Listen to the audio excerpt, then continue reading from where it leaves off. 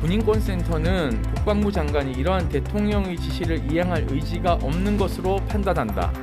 사건 은폐에 가담한 윗선은 덮으려고 했던 것이 아닌지 의심스럽다.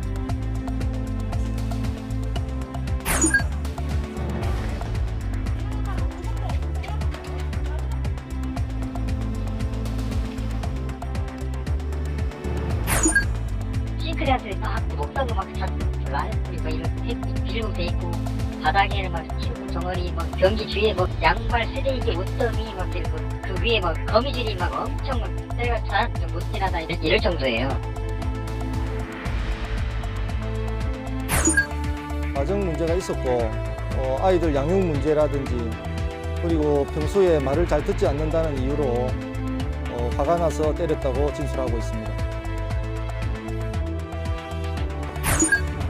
코로나라는 병을 앓고 어떤 시기에 생긴다. 그러니까 그 병력을 일단 진료하고 이게 뭐 한 가지 클로를 딱 잡기는 쉽지가 않아요.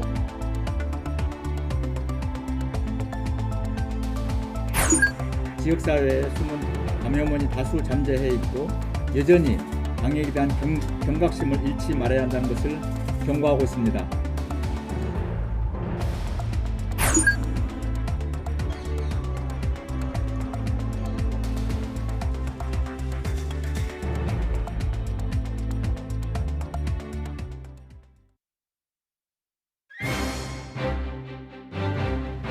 여러분 안녕하십니까? 네, 수요일 밤 뉴스나이트 시작합니다.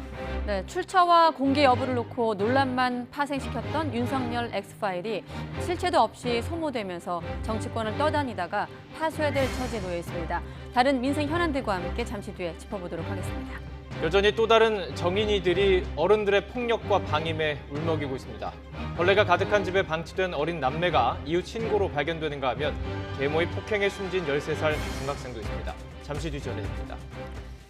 네, 지난달 숨진 여중사가 성추행 피해자라는 사실을 공군 간부들이 보고해서 누락했다는 것을 국방부 장관이 알고 있었다는 주장이 제기됐습니다. 군인권센터는 문제 간부들을 입건하지도 않고 보직에서 해임하지도 않았다면서 비난했는데 국방부는 진술이 다른 점을 확인하고 있다고 반박했습니다. 정현우 기자의 보도입니다. 군인권센터는 국방부 감사관실이 지난 12일 장관에게 보낸 감사 결과를 입수했다며 공개했습니다. 이중사가 숨진 다음 날 공군 군사경찰단장은 부하인 중앙수사대장에게 4차례나 전화를 걸었고 성추행 사실을 빼고 보고하자고 모의했다는 내용이 감사 보고서에 담겨 있었다는 겁니다. 이에 중앙수사대장도 더 반박하지 않고 사건 과장에게 보고서 수정을 지시하였고 국방부는 허위 보고를 받게 된 것이다. 인권센터는 장관이 해당 사안에 수사가 필요하다는 감사실 보고를 받은 이후에도 성추행 사실을 일부러 빠뜨린 두 간부는 입건조차 안 됐다고 비판했습니다. 보직에서 해임되지도 않았다고 덧붙였습니다. 군인권센터는 국방부 장관이 이러한 대통령의 지시를 이행할 의지가 없는 것으로 판단한다. 사건 은폐에 가담한 윗선은 덮으려고 했던 것이 아닌지 의심스럽다. 센터는 감찰 결과가 국방부 장관에게 보고된 시점에 주목해야 한다고 지적했습니다. 사망 아흐레 뒤 간부들이 성추행을 빼고 보고했다는 사실을 인권센터가 폭로하기 전까지 국방부는 해당 내용을 알고도 입을 닫고 있었다는 주장입니다. 그러면서 입건도 안 했던 국방부가 폭로가 나오자 수사 중이라고 했던 건 거짓임이 드러났다고 비난했습니다. 폭로 이후 국방부 대변인은 언론에 군사경찰단장을 수사 중이라고 알렸으나 군사경찰단장은 입건조차 되지 않은 상태라고 한다. 이에 대해 국방부는 지난 12일 국방부 장관이 해당 사안을 보고받은 건 맞고 이후 수사심의위원회를 거쳐 국방부 검찰단에 수사를 의뢰해둔 상황이라고 밝혔습니다. 입건이나 보직 해임을 하지 않은 건 간부들 진술이 서로 다른 부분을 확인할 필요가 있어서라고 해명했습니다. 군인권센터는 국방부의 수사를 믿을 수 없는 만큼 특검을 도입해 낱낱이 밝혀야 한다며 입법 청원 운동에 들어가겠다는 방침입니다. YTN 정현우입니다. 네, 그런데 이번 성추행 피해 사망 사건으로 지금까지 입건된 피의자 10여 명 가운데 부실 수사 의혹을 받는 군사경찰은 단 한 명도 포함되지 않은 것으로 나타났습니다. 제 식구 감싸기란 비판이 나오고 있는데 특히 군사경찰은 초기 수사에서 가해자의 위험 문자를 사과로 인식했던 것으로도 나타났습니다. 김문경 기자가 보도합니다. 공군 부사관 성추행 피해 사망 사건으로 지금까지 입건된 피의자는 모두 13명. 가해자 장모 중사와 2차 가해 혐의자, 부실 수사 의혹을 받는 군 검사 등입니다.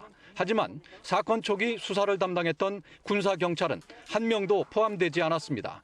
이들을 조사했던 국방부 조사본부는 부실 수사 의혹을 확인했지만 사법 처리할 만한 사항인지 아직 수사 중이라고 밝혔습니다.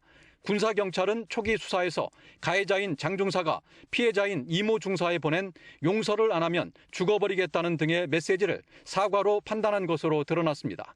군사경찰과 마찬가지로 부실 수사 의혹을 받는 군 검사를 입건해 조사 중인 국방부 검찰단과는 다른 입장인데 일각에선 조사본부가 제 식구를 감싸는 게 아니냐는 지적도 나옵니다. 이런 가운데 수사심의위는 숨진 이모 중사를 1년 전 강제 추행한 혐의를 받고 있는 윤모 준이를 기소할 것을 의결했지만 이 중사의 신상 유포 등 2차 가해 혐의를 받고 있는 15비행단 간부 2명에 대한 판단은 뒤로 미뤘습니다. 국방부는 국방부 검찰단에서 이번 심의 의견을 존중해 처분할 예정이라고 밝혔습니다. YTN 김문경입니다. 네, 쓰레기와 바퀴벌레가 가득한 집에 방치돼 있던 만 2살, 또 3살 남매가 이후 신고로 발견됐습니다. 몸에서 학대 정황이 발견되지 않았다고 하는데 환경 자체가 학대입니다. 경찰은 일단 아이들을 임시보호시설로 옮기고 부모를 상대로 학대 여부를 조사하고 있습니다. 박기환 기자가 취재했습니다. 서울 은평구의 다세대 주택. 집 앞엔 상자가 흐트러져 있고 복도엔 먼지가 가득합니다. 창문 안쪽으론 잔뜩 쌓인 쓰레기와 벌레도 보입니다. 밤 9시 50분쯤 이곳에 만 3살, 2살 남매가 방치돼 있다는 신고가 경찰에 접수됐습니다. 이웃 주민이 울음소리를 듣고 문을 열어봤더니 아이들만 덩그러니 집에 남겨져 있었다는 겁니다. 우는 소리가 자주 났어요? 자주 아주 어제 더 심한 건 가끔씩은 났었는데. 경찰과 구청 관계자들이 현장에 가보니 집안에는 먹다 남은 음식부터 내놓지 않은 쓰레기, 빨지 않은 옷들이 가득 쌓여 있었습니다. 부모는 집을 비운 상태였습니다. 싱크대한테 막 먹던 거 막 잔뜩 라면들이 막 이런 비닐로 돼 있고 바닥에는 막 스티로폼 덩어리, 막 변기 주위에 뭐 양말 쓰레기 옷더미 막 이런 거 그 위에 막 거미줄이 막 엄청 막 때가 잘 못 지나다 이럴 정도예요. 아이들 아버지는 지방에서 일하고 있었고 베트남 국적의 어머니는 생계를 위해 아르바이트를 하며 종종 남매만 두고 외출했던 것으로 조사됐습니다.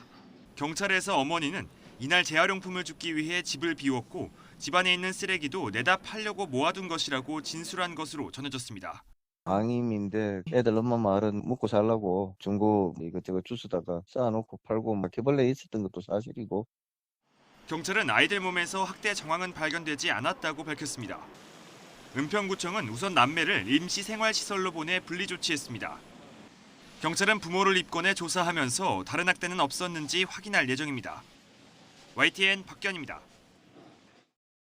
네, 이렇게 이웃도 감시자가 되고 정인이법도 만들어지고 아동 학대에 대한 처벌을 강화하자는 목소리가 사회적 목소리가 높아지고 있습니다만은 이번엔 13살 딸을 폭행해 숨지게 한 40대 계모가 경찰에 붙잡혔습니다. 평소 말을 잘 듣지 않는다는 이유로 때렸다고 하는데 숨진 학생은 또래보다 키도 작고 왜소한 것으로 나타났습니다. 오태인 기자가 취재했습니다. 아파트 공동현관 119 구급대원이 다급하게 뛰어나옵니다. 양팔로 딸을 들쳐하는 아버지가 뒤따릅니다. 13살 여중생이 숨을 쉬지 않는다는 119 신고가 접수된 건 새벽 4시 15분쯤. 구조대가 애양을 곧장 병원으로 옮겼지만 끝내 숨졌습니다. 숨진 애양의 몸에는 온통 멍자국이 가득했고 배에는 물이 차올랐습니다. 학대를 의심한 경찰은 아이를 때려 숨지게 한 혐의로 계모 40대 B씨를 긴급 체포했습니다. 가정 문제가 있었고 아이들 양육 문제라든지 그리고 평소에 말을 잘 듣지 않는다는 이유로 화가 나서 때렸다고 진술하고 있습니다. 숨진 A양의 아버지와 이붓어머니 B씨는 몇 달 전부터 따로 살았습니다. B씨는 A양 외에도 남편이 데려온 초등학생과 둘 사이에서 낳은 아이 등 3명을 키웠습니다.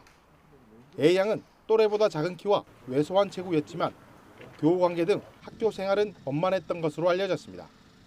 학교 측은 평소 학대 피해를 의심할 만한 정황은 없었다고 밝혔습니다. 징후는 없었습니까? 전혀 없었습니다. 몸에 멍자국이 있다든지. 그런 것도 전혀 발견한 적이 없고, 예. 무단 결석은 없었지만 올봄 집에 돌아오지 않는다는 신고가 접수돼 경찰이 아파트 옥상에서 찾아내서 돌려보낸 적이 있습니다. 한 달 전부터 아프다고 입원을 하고 난 후부터 엄청 말라서 와가지고 걱정을 많이 했었어요. 지금 150은 안 넘었어요. 좀 많이 얇고요. 경찰은 추가 수사를 벌인 뒤 아동학대 살해죄 적용을 검토하고 있습니다. 이어 숨진 여중생과 동생들에게도 지속적인 학대가 있었는지 수사를 이어간다는 방침입니다. YTN 오태인입니다. 네, 초등학생 등 10대 남자아이들을 노려 알몸 사진이나 영상을 제작해 유포한 혐의로 경찰이 20대 남성을 붙잡아 신상을 공개했습니다. 피의자는 여성으로 가장한 SNS 계정을 수십 개를 만들어 놓고 피해자들을 유인했는데 일부 피해 아동에게는 성범죄도 저지른 것으로 나타났습니다. 이상곤 기자가 취재했습니다. 침대 밑에서 발견된 휴대전화에서 남자 아이들의 알몸 사진과 영상들이 확인됩니다. 휴대전화의 주인은 경찰이 신상 공개를 결정한 26살 최찬욱이라는 남성이었습니다. 최 씨는 SNS에 계정 30개를 만들어 놓고 여성인 것처럼 속여 초중고 나이 10대 남자아이들을 유인했습니다. 이후 알몸 사진과 영상을 보내주면 자신도 보내주겠다고 말하며 5년 동안 범행을 이어왔습니다. 경찰이 확인한 피해자만 67명입니다. 이 중 3명과는 직접 만나 유사강간이나 강제추행을 10여 차례 저지른 것으로 파악됐습니다. 더는 알몸 사진과 영상을 찍지 않으려는 피해자에게는 보내줬던 촬영물을 유포하겠다며 협박했습니다. 경찰은 최 씨가 휴대전화에 보관하고 있던 아동 성착취물 6,900여 개 가운데 14개를 SNS에 유포한 것으로 확인됐다고 밝혔습니다. 다만 돈을 목적으로 성착취물을 판매한 적은 없었던 것으로 조사됐습니다. 경찰은 최 씨가 면담 과정에서 소아 성애증을 치료받고 싶다는 말을 했다고 전했습니다. 성적으로 미성숙한 아동 청소년들이 성에 대해서 잘 모르고 자신의 성적 취향이 잘 모르는 점을 이용해서 그 N번방이나 박사방에서 유포가 됐던 그런 특정 자세를 요구하는. 최 씨의 휴대전화에 저장된 연락처 350여 개 가운데 220여 개는 알몸 사진과 함께 저장돼 있었습니다. 경찰은 피해자가 더 있을 것으로 보고 수사를 이어가고 있습니다. YTN 이상곤입니다. 코로나19에 걸린 뒤 어린이 괴질로 불리는 다기관 염증 증후군이 성인에게 발생한 사실이 국내에서 보고됐습니다. 이 증상은 주로 소아 청소년에게서 나타나는데 성인에게 나타난 국내 첫 사례였습니다. 보도에 박홍구 기자입니다. 지난해 유럽과 미국에서 보고되고 국내에서도 10대 초반 아이들한테서만 발생했던 이른바 어린이 괴질이 국내 성인에게서도 발생한 사실이 처음으로 보고됐습니다. 서울 아산병원은 지난 4월 말 코로나19에 감염됐던 38살 남성 환자를 다기관 염증 증후군으로 진단했습니다. 이 사례는 아산병원 김민재 감염내과 교수가 최근 대한의학회지에 연구 논문으로 보고하면서 공개됐습니다. 코로나라는 병을 앓고 어떤 시기에 생긴다. 그러니까 그 병력이 일단 중요하고 검사 결과들을 이제 종합해 보니까 그런 걸로 결론을 내리는 거지 이게 뭐 한 가지 클로를 딱 잡기는 쉽지가 않아요. 해당 환자는 3월 중순 코로나19 진단을 받았으나 가볍게 앓고 별다른 합병증 없이 회복했습니다. 하지만 한 달이 지난 4월 말 갑자기 심한 복통과 발열이 계속돼 병원 응급실을 찾았습니다. 당시 환자는 숨이 차서 누워서는 숨을 쉴 수 없는 상태였으며 의료진은 심부전증과 같은 임상 증상에 근거해 다기관 염증 증후군으로 진단했습니다. 복통이니까 소화기 질환이 생긴 거고 그다음에 호흡곤란은 말씀 심근염, 심장의 근육에 염증이 생겼을 확률이 높습니다. 그리고 호흡곤란도 물론 같이 오실 수 있고. 다행히 환자는 면역 글로불린과 스테로이드 치료를 받고 증상이 호전돼 이번 13일째인 5월 초 퇴원했습니다. 다기관 염증 증후군은 코로나19에 감염되고 수주 뒤 발열과 발진, 다발성 장기 손상 등이 나타나는 전신성 염증 반응입니다. 소아 청소년한테서 주로 나타나고 성인 발생 빈도는 매우 적은 편입니다. 하지만 성인에게 나타날 경우 3분의 1 정도가 중환자실에 입원하고 5분의 1은 쇼크가 동반되는 것으로 알려져 있습니다. 따라서 코로나19 감염 이후 한 달 전후로 복통이나 호흡곤란이 있을 경우 진료를 받을 필요가 있다고 전문가들은 조언했습니다. YTN 박홍구입니다. 델타 변이 감염자가 전국 곳곳에서 속출하고 있습니다. 부산에서 첫 델타 감염자가 나왔고 전북도 추가 환자가 확진됐습니다. 코로나19 신규 환자도 13일 만에 다시 600명대로 늘었습니다. 이영원 기자입니다. 코로나19보다 전파력이 센 인도발 델타 변이가 계속 확산하고 있습니다. 전북 전주에서는 이 변이 확진자가 4명 확인됐습니다. 수도권 환자와 접촉한 뒤 감염된 것으로 추정돼 추가 전파 차단에 비상이 걸렸습니다. 부산에서는 첫 확진자가 나왔는데 인도네시아에서 온 외국인입니다. 입국 직후 확진돼 지역사회 노출은 없었습니다. 입국하실 때 확진되신 분이었고요. 지금 현재 일단 델타 변이는 지역사회에서의 감염은 확인되지는 않고 있습니다. 식당과 실내체육시설에서도 코로나19 확진자가 속출하면서 전체 신규 환자는 13일 만에 다시 600명대로 늘었습니다. 주말 영향이 끝난 이후 환자가 느는 추세가 반영된 건데 이번에는 규모가 커 정부도 확산 추이를 주시하고 있습니다. 특히 백신 접종자가 늘면서 감염 규모가 줄던 추세가 꺾인 점에 주목하고 있습니다. 지역사회에 숨은 감염원이 다수 잠재해 있고 여전히 방역에 대한 경각심을 잃지 말아야 한다는 것을 경고하고 있습니다. 접종률이 높은 영국과 이스라엘에서도 환자가 다시 급증하고 있는데 방역 완화와 델타 변이 영향이 큰 것으로 분석됩니다. 그 델타 변이 바이러스 같은 경우에는 앞으로도 지속적으로 더 변이가 이루어질 것으로 보이고요. 백신 접종에 더해서 방역 수칙을 준수하고 사회적 거리두기 완화 같은 경우에는 매우 신중히 천천히 접근하는 것이 바람직합니다. 백신을 모두 맞은 뒤에도 마스크 착용과 손 씻기 등 기본 수칙은 반드시 지켜야 합니다. YTN 이영훈입니다. 국내 상반기 코로나19 백신 접종이 일단락되면서 당분간 SNS를 통한 자녀 백신 접종은 어려워질 전망입니다.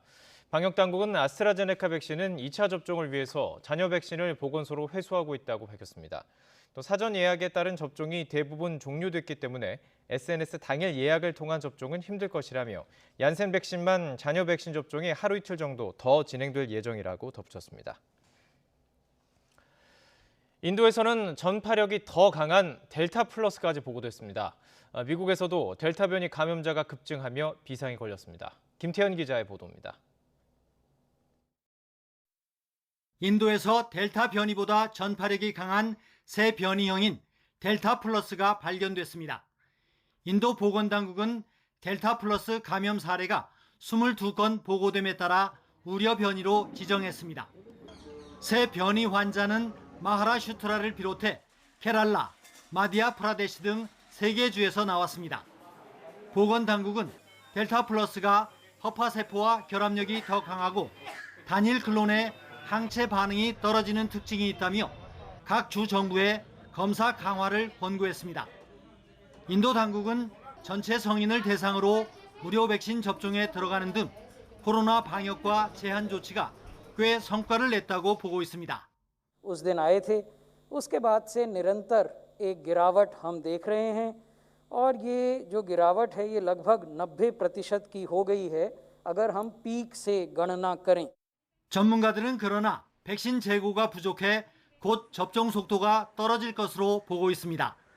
인도는 세계 최대의 백신 생산국이지만 백신 부족이 심각해 성인 인구의 5.5%만 한 차례 이상 백신을 맞았습니다. 미국에서도 인도발 델타 변이의 비중이 20%까지 올라갔습니다. 앤서니 파우치 국립 알레르기 전염병 연구소장은 지난 5일부터 2주간 연구를 위해 떼어낸 배양 조직의 20.6%가 델타 변이였다며 2주 만에 2배나 증가했다고 말했습니다. 파우치 소장은 현재 델타 변이가 미국의 최대 위협이라며 백신 접종의 필요성을 강조했습니다. The Delta variant is currently the greatest threat in the U.S. to our attempt to eliminate COVID-19. Good news, our vaccines are effective against the Delta variant. 앞서 미국 질병통제예방센터 국장도 델타 변이가 몇 달 뒤 미국에서 지배적인 종이 될 것이라고 예상했습니다. YTN 김태현입니다. 대체공휴일법이 국회 상임위원회를 통과하면서 올해는 휴일이 나흘 더 늘어날 전망입니다. 당장 일요일인 올해 광복절부터 적용돼 다음 날인 8월 16일에도 쉴 수 있을 것으로 보이는데 다만 5인 미만 사업장은 적용 대상에서 빠졌습니다. 최하영 기자가 보도합니다. 야당 퇴장 속에 민주당이 국회 행정안전위원회에서 대체공휴일법 처리를 강행했습니다. 가결되었음을 선포합니다. 공휴일이 주말과 겹칠 경우 직후 평일에 대신 쉬는 게 골자입니다. 현행법은 추석과 설, 어린이날에만 대체공휴일을 적용하고 있습니다. 법안이 본회의를 통과하면 일요일인 올해 광복절부터 대체공휴일이 생깁니다. 광복절 다음 날인 8월 16일을 포함해 주말인 개천절과 한글날, 성탄절까지 빨간 날이 나흘 더 늘어나는 셈입니다. 다만 5인 미만 사업장은 유급 휴가를 보장하지 않는다는 근로기준법과의 충돌로 적용 대상에서 빠졌습니다. 30인 미만 사업장도 내년부터 적용됩니다. 우선 근거라도 좀 마련해 놓자. 이런 뜻에서 시작을 한 것이고 이 문제를 너무 이제 4인 이하의 이야기로 돌아가면 이거는 아무도 손댈 수가 없고. 야당은 졸속 심사라며 표결 직전 자리를 박차고 나갔습니다. 그러면서 대체 공휴일 4일을 임시 공휴일로 지정하자고 제안했습니다. 상대적 박탈감을 만든 5인 이하의 사업장 분들에게도 머리 숙여서 죄송해야 될 일이 조만간 올 것입니다. 정의당은 5인 미만 사업장까지 적용해야 한다면서 전면 재검토를 요구했습니다. 근로기준법과 충돌 문제가 있다면 환경노동위원회에서 여야가 머리를 맞대고 대안을 찾을 생각은 왜 안 하는 것입니까? 여기에 노동계까지 평등하게 쉴 권리를 달라며 형평성 문제를 제기하고 있습니다. 민주당은 대체공휴일 확대에 첫 발을 뗐다는 데 의미를 뒀지만 본회의 통과까지는 진통이 예상됩니다. YTN 최하영입니다. 야권 대선 주자인 윤석열 전 검찰총장의 출마 선언 시기가 앞서 예정했던 27일 무렵보다 늦어질 것으로 보입니다. 그 전까지 엑스파일 논란과 장모 사건 선고 등 잇단 악재들을 어떻게 헤쳐나가느냐가 윤 전 총장의 과제입니다. 박석영 기자가 보도합니다. 애초 윤석열 전 검찰총장의 출마 선언 시점은 오는 27일 무렵으로 굳어지는 분위기였습니다. 총장이 이제 정치 참여선을 하지 않습니까? 말다시피 6월 말 7월 초. 날짜는 아마 27일 검토했는데. 그런데 윤 전 총장 측은 날짜가 정해진 건 아니고 6월 말 7월 초를 고민 중이라며 사실상 27일 이후로 선언을 미뤘습니다. 대변인 사태와 윤석열 엑스파일 논란 등이 영향을 끼친 것으로 보입니다. 특히 엑스파일과 관련해선 윤 전 총장이 처음으로 불법 공작이라며 역공에 나선 가운데 문건의 신빙성을 놓고 여야 사이에 공방이 계속되면서 논란이 점점 커지고 있습니다. 그동안 검찰총장 인사 검증 과정에서 야당 내부에서 여러 가지 자료를 정리했을 걸로 추측이 됩니다. 송영길 대표께서 이것을 전부 제작해서 유통시킨 원조라고 생각하는데 근데 어쨌든 이 엑스파일 내용은 윤석열 총장이 전부 다 해명을 해야 돼요. 다음 달 2일로 예정된 윤 전 총장 장모의 요양급여 부정수급 혐의 사건 1심 선고도 출마 선언 시기를 정할 주요 변수입니다. 무죄가 난다면 윤 전 총장은 가뿐히 정치권에 등판하겠지만 유죄가 나온다면 방어 논리를 충분히 만들어야 하기 때문에 등판 시기에 영향을 미칠 수밖에 없습니다. 앞서 윤 전 총장이 장모 의혹과 관련해 10원 한 장 잘못한 게 없다고 말한 것으로 알려진 이후 부랴부랴 해명하기도 했습니다. 여당에서는 윤 전 총장이 공식적으로 나선다면 본격적인 검증에 나서겠다고 벼르고 있습니다. 지금은 진실의 시간이 온 것이죠. 그것뿐이에요. 그게 뭐 엑스파일이고 뭐고 할 것도 없죠. 진실의 시간이 오고 있다. 대선 출마 선언 전과 후는 확연히 달라집니다. 그동안에는 윤석열 전 총장이 전원 정치에 의존했다면 선언 후에는 본인이 직접 일일이 대응해야 하는 상황에 놓이게 됩니다. YTN 박석영입니다. 네, 그리고 꽝 잡는 매를 자처했던 추미애 전 법무부 장관은 사람이 높은 세상을 통해 촛불개혁을 완수하겠다며 대선 출마를 공식 밝혔습니다. 직접 들어보도록 하겠습니다. 저는 제1야당의 당대표로서 여러분과 함께 촛불광장에 있었습니다. 촛불 시민께 사회 대개혁을 약속드렸습니다. 그 약속을 잊지 않았습니다. 저는 그 광장에서의 약속을 지키고 촛불 개혁을 완수해야 한다는 사명감을 간직해왔습니다. 촛불 시민이 계셨기에 검찰 개혁의 험난한 여정을 지나올 수가 있었습니다. 촛불 다시 시작! 추미애와 함께 외쳐주시기 바랍니다. 추윤 갈등 프레임 속에서 저 혼자서 어떻게 해볼 도리가 없었고 이제 그것이 실체가 드러나는 국면인 거죠. 지금은 진실의 시간이 온 것이죠. 그것뿐이에요. 그게 뭐 엑스파일이고 뭐고 할 것도 없죠. 진실의 시간이 오고 있다. 네, 이른바 윤석열 X파일을 처음 언급한 장성철 공감과 논쟁 정책센터 소장이 논란을 일으켰다는 비난을 스스로 감내하겠다면서 X파일을 파쇄하겠다고 밝혔습니다. 장 소장은 방송 인터뷰에서 윤석열 전 총장이 대응해야 한다는 차원에서 X파일을 언급했지만 윤 전 총장 측에서도 필요로 하지 않는 것 같고 오히려 갖고 있는 게 더 논란을 일으키고 있다면서 이 같은 입장을 밝혔습니다. 또 문건을 전달한 사람을 공개할 수 없다면서도 지난 4월에 작성된 문건은 정부 기관에서 6월에 작성된 문건은 여당에서 받았다는 말과 함께 출력한 형태로 받았다고 주장하기도 했습니다. 특히 4월 정부 기관에서 작성됐다는 문건에 나오는 자금의 액수는 시중에서 알 수 있는 내용이 아니니 유의해서 보라는 말까지 들었다면서 어떤 기관에서 만들었는지는 문제가 될 수 있다고 밝히기도 했습니다. 윤석열 전 검찰총장이 추미애 당시 법무부 장관의 징계 청구에 반발해 제기한 헌법소원에 대해 헌법재판소가 내일 결론을 내립니다. 검찰총장에 대한 징계 청구권자인 법무부 장관이 징계위원회를 주도적으로 구성할 수 있도록 한 검사징계법이 위헌인지가 쟁점입니다. 강혜경 기자가 보도합니다. 지난해 12월 추미애 당시 법무부 장관이 윤석열 전 검찰총장에 대해 징계를 청구한 데 대해 윤 전 총장 측은 행정소송에 이어 헌법소원을 냈습니다. 검사징계위원 구성을 명시한 검사징계법 조항을 문제 삼았습니다. 이 조항에 따라 당시 징계위는 위원장인 법무부 장관과 법무부 차관, 장관이 지명하는 검사 2명, 장관이 위촉하는 외부 전문가 3명으로 구성됐습니다. 법무부 장관이 총장에 대한 징계를 청구하고 징계위원마저 대부분 지명, 위촉하게 돼 있어서 공정성을 전혀 담보할 수 없다는 게 윤 전 총장 측의 주장입니다. 헌법재판소는 사건을 곧바로 심판에 넘겼고 6개월 동안 이어진 심리 끝에 내일 오후로 선고기일을 잡았습니다.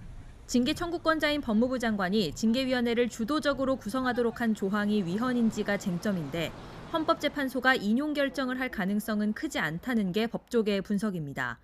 심판 대상이 된 조항은 징계 청구 당시 공정성을 담보하기 어렵다는 이유 등으로 이미 법이 개정돼 시행을 앞둔 상황이었기 때문입니다. 지금은 검사징계위원회 인원이 7명에서 9명으로 확대됐고 위원회 과반수를 장관이 지정하지 않도록 해 징계의 공정성과 객관성을 담보하게 돼 있습니다.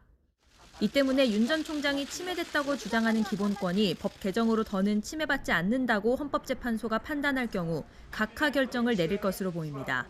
윤 전 총장이 현직 총장이 아니란 점도 기각 또는 각하 결정 가능성에 무게를 싣습니다. 이와 별도로 윤 전 총장 측이 징계 처분의 위법성을 다투며 처분 취소를 구하는 행정소송도 진행 중인데 다음 달 19일 첫 증인신문을 앞두고 있습니다. 징계 청구 당시 극한 대립했던 추미애 전 법무부 장관과 윤석열 전 검찰총장이 현재는 대권을 향해 다시 한번 경쟁하고 있는 만큼 헌법재판소 판단에 정치권과 법조계의 관심이 집중되고 있습니다. YTN 강희경입니다. 더불어민주당 송영길 대표는 야권 대선 후보로 거론되는 김동연 전 경제부총리가 야당으로 가지는 않겠다고 했다며 고맙게 생각한다고 밝혔습니다. 송 대표는 오늘 서울지방보훈청에서 순직 군경 유가족을 면담한 뒤 기자들과 만나 김 전 부총리와 한 차례 통화했고 만나기로 했다며 이같이 말했습니다.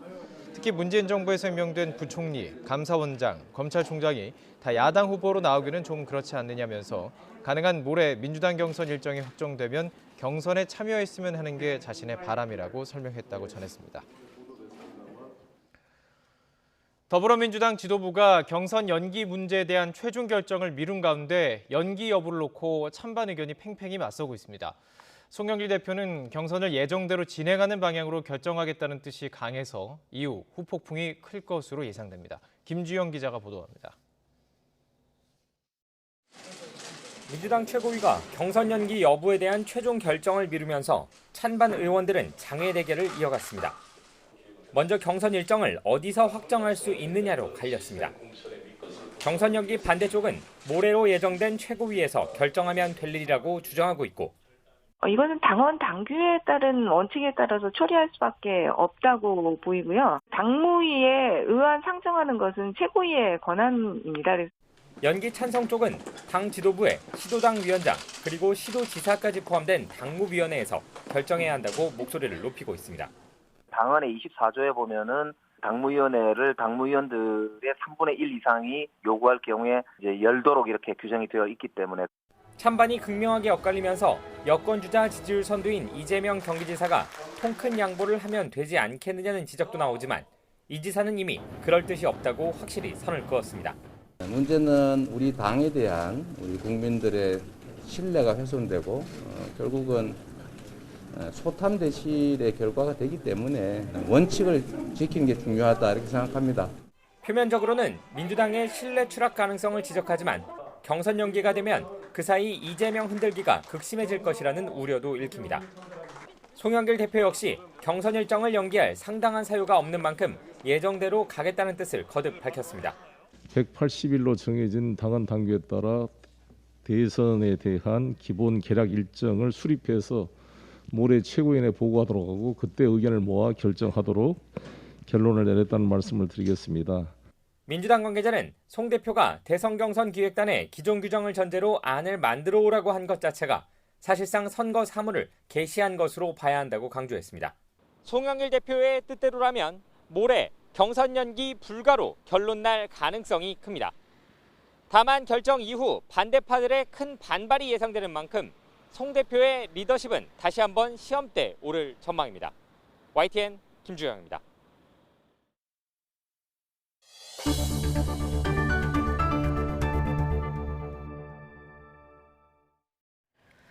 네, 조선일보가 성매매로 유인해 금품을 훔친 절도범 기사에 조국 전 법무부 장관의 딸 조민 씨 등의 모습이 묘사된 일러스트를 사용했다가 사과했습니다. 조선일보는 21일 송고한 성매매 유인 절도범 기사에 조 전 장관 부녀를 그린 이미지를 사용했다가 이후 5만 원권 그림으로 교체했습니다. 조선일보는 사과문에서 담당 기자의 실수이고 관리 감독이 소홀했다며 조국 씨 부녀와 독자들께 진심으로 사과드린다고 밝혔습니다. 문제가 된 일러스트는 지난 2월 조민 씨의 의사생활 관련 추적이 정당하다는 서민 단국대 교수의 칼럼에 사용된 겁니다. 조 전 장관은 자신의 SNS에서 자신의 딸과 관련된 조선일보의 사과가 두 번째라며 악의적이고 면피성 사과라고 항의했습니다.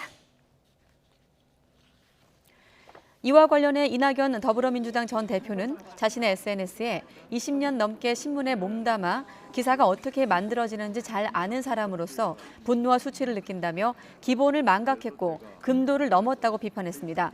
신동근 전 최고위원은 1등을 자처하는 신문사에서 이런 무도한 행위를 버젓이 행한 사실에 분노가 치민다고 밝혔고, 또 고민정 의원은 언론에 대한 징벌적 손해배상제가 필요한 이유를 가르쳐주고 있다고 꼬집기도 했습니다.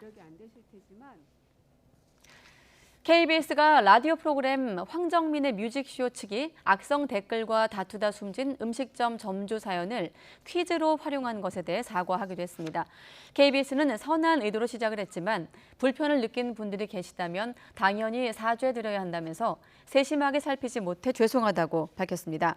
황정민의 뮤직쇼 측은 어제 방송에서 최근 배달앱 악성 댓글과 환불 요구에 시달리다 숨진 50대 음식점 주인 사연을 다루면서 분식집 주인을 죽음으로 몰고 간 메뉴가 무엇인지 퀴즈로 내 항의가 빗발쳤습니다. 진행자인 황정민 아나운서는 퀴즈로 내도 되는지 많이 망설였지만 이렇게 해서라도 많은 분들이 이 내용을 알고 관심 가져주길 바라는 마음으로 풀어봤다고 취지를 설명했지만 논란은 끊이지 않았습니다. 네, 지난번 이 쿠팡 물류센터 화재가 시작된 지하 2층, 이 층 높이만 10m에 달하는데 철판으로 나누어 놓아서 사실상 3개 층이었던 것으로 나타났습니다. 소방과 경찰은 나뉜 층마다 스프링클러가 설치돼 있었는지 또 제대로 작동하고 있었는지 본격적인 조사에 들어갔습니다. 홍민기 기자가 취재했습니다. 경기도 이천 쿠팡물류센터 지하 2층은 높이가 10m에 달하는 넓고 높은 공간입니다. 부피가 큰 물건을 보관할 수 있도록 지은 건데 쿠팡 측은 여기에 널따랗게 철판을 깔아 3개 층으로 나눴습니다. 화재 당시 일하던 직원은 나뉜 층의 천장이 단순히 철판으로만 이뤄져 스프링클러가 설치될 만한 구조가 아니었다고 주장했습니다. 거기만 살짝 들어봐도 저 뭐 이렇게 불나면 저 꺼지는 거가 이런 생각을 하잖아요. 그런 생각이 안 들었어요. 그냥 이렇게 밋밋하다고 해야 되나? 소방과 경찰은 지하 2층에서 가장 위쪽인 3번째 층에서 불이 시작된 것으로 판단하고 셋째 층 스프링클러 작동뿐 아니라 첫째, 둘째 층에도 스프링클러가 있었는지 제대로 작동했는지 조사에 들어갔습니다. 3으로 알고 있거든요. 저는 지하 2층 중에서는 제일 높은 3단이죠.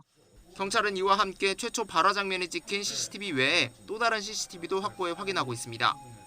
일단 CCTV는 저희들이 확보를 했으니까 일단 분석 중에 있으니까. 쿠팡 측이 직원들의 보고를 무시하고 화재 신고를 늦게 했다는 주장도 확인에 들어갔습니다.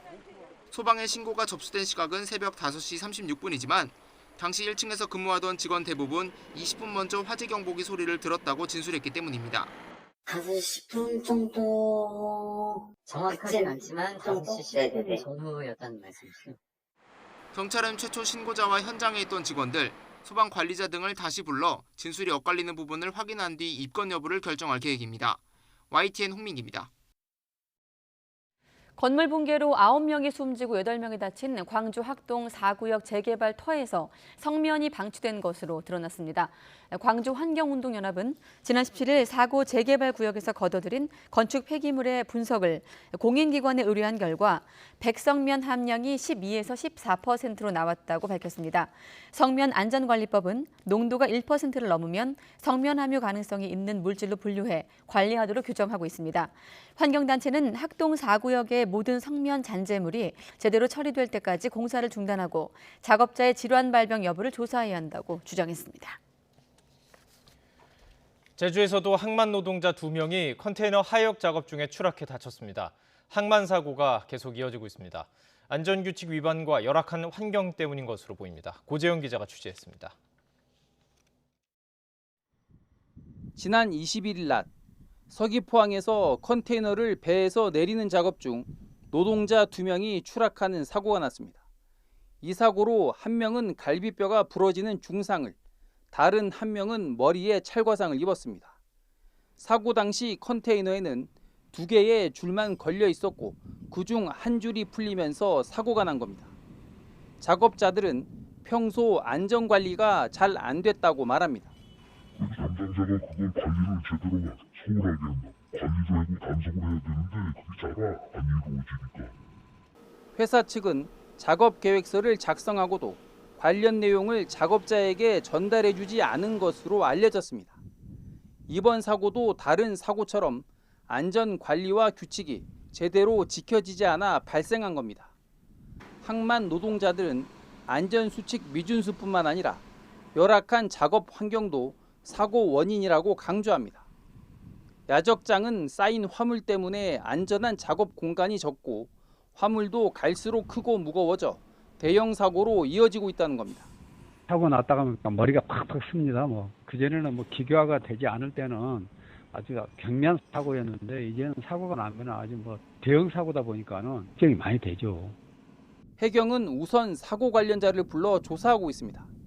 위반 혐의가 드러나면 업무상 과실치상 혐의로 입건할 예정입니다. YTN 고재영입니다.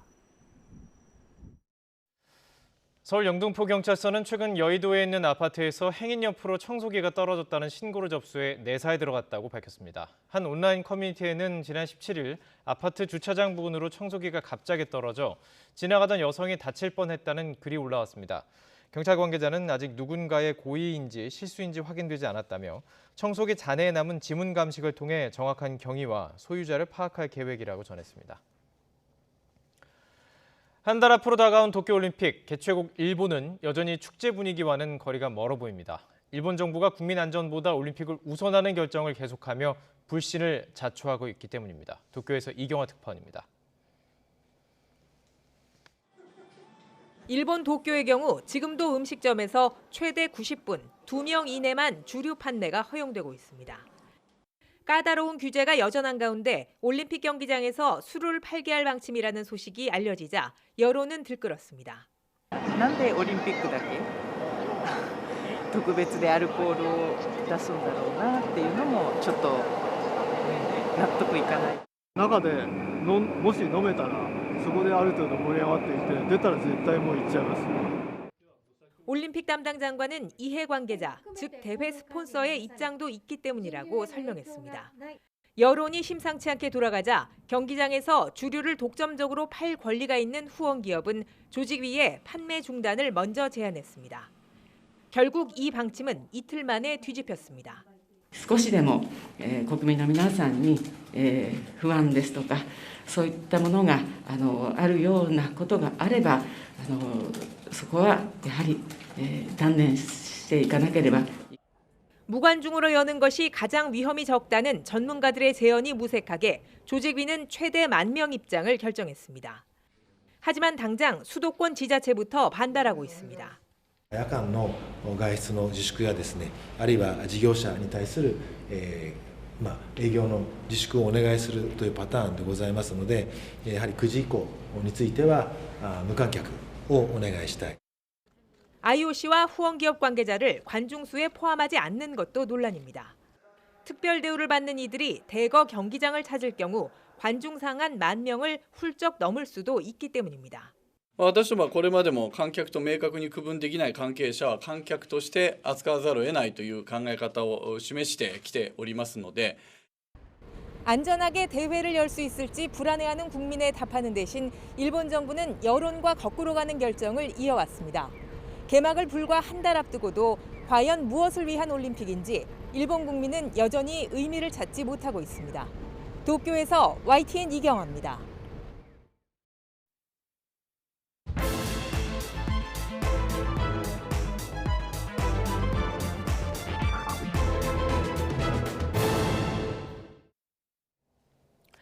네, 이른바 윤석열 X파일을 놓고 논란이 여전히 일파만파 번지고 있습니다. 최초 작성자, 또 해당 문서를 만든 의도를 놓고 정치권 공방이 거센 상황입니다.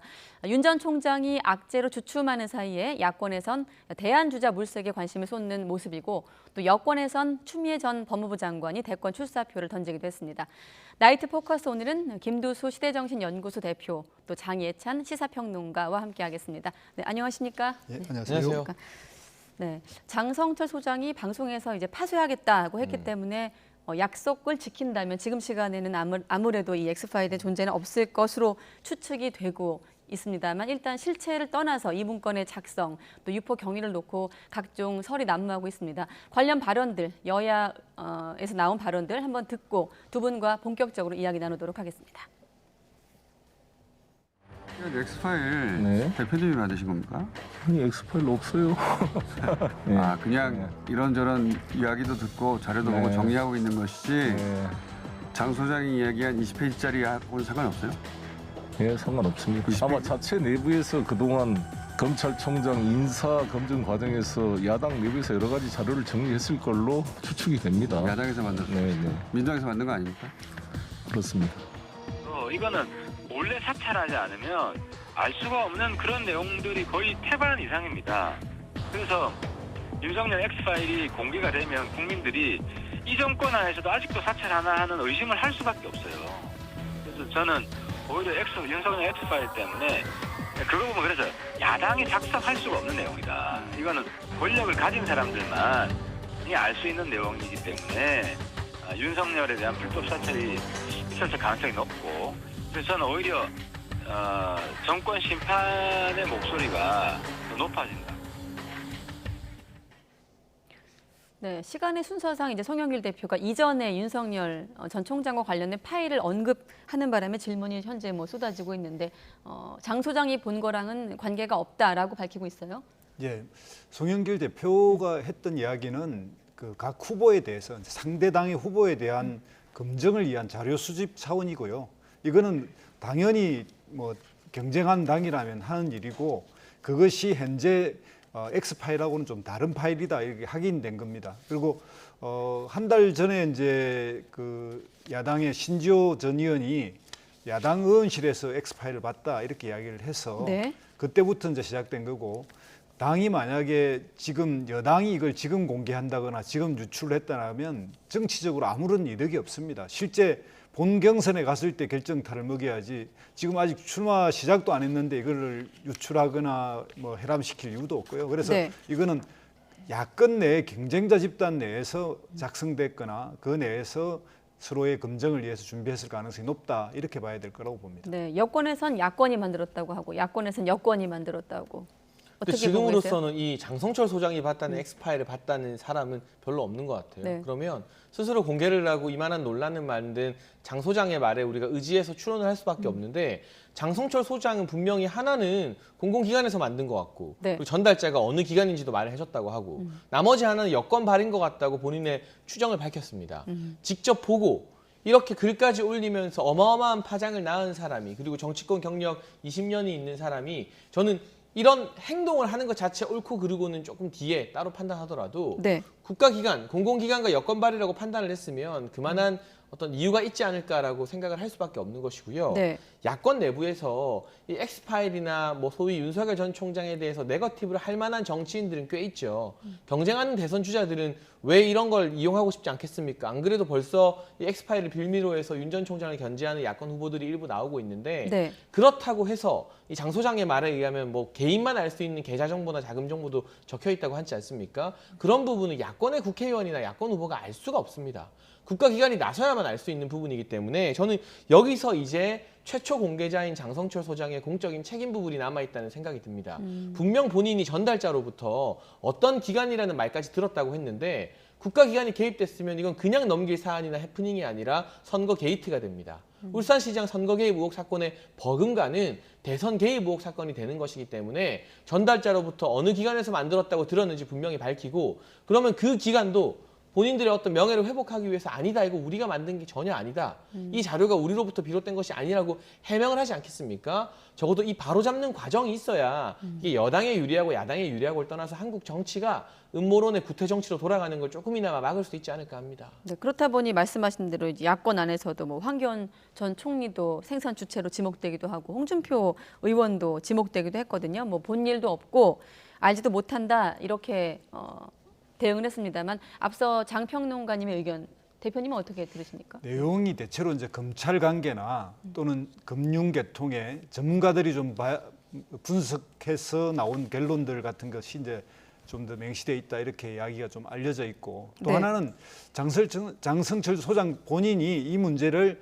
사찰 수준의 문건이라기보다는 검증을 위한 자료인 것 같더라. 그리고 이것은 지난번 검찰에서 판사들에 대한 뭐 사찰 의혹에 관한 문건 수준 정도로 그것이 깊게 누군가가 불법 도감청을 한 그런 자료는 아니더라. 이렇게 이야기를 했던 것을 좀 주목해 봐야 된다고 생각하고요. 네. 여기서 만약에 이제 기관에서 그 기관이 어떤 기관이냐 구체적 질문을 했을 때 답은 하지는 않았습니다. 그러나 본인이 이제 판단했을 때 전달해 준 사람의 전언이거든요. 그러니까 전달해 준 사람의 전언에 의하면 기관인 것 같고 하나는 여권에서 분석한 것 같다라고 전달받았다는 걸 전언했기 때문에 그 판단 역시도 정확하게 아직까지는 뭐 모르는 내용이고요. 네. 지금 현재 이제 분석된 자료가 윤석열 총장의 개인과 장모와 처에 대해서 체계적으로 좀 구체적으로 분석되어 있었기 때문에 그동안 본인이 생각했거나 봤던 것보다는 상당히 심각해서 앞으로 이 검증 과정을 통과하기 힘들 것 같다 이런 판단을 했다는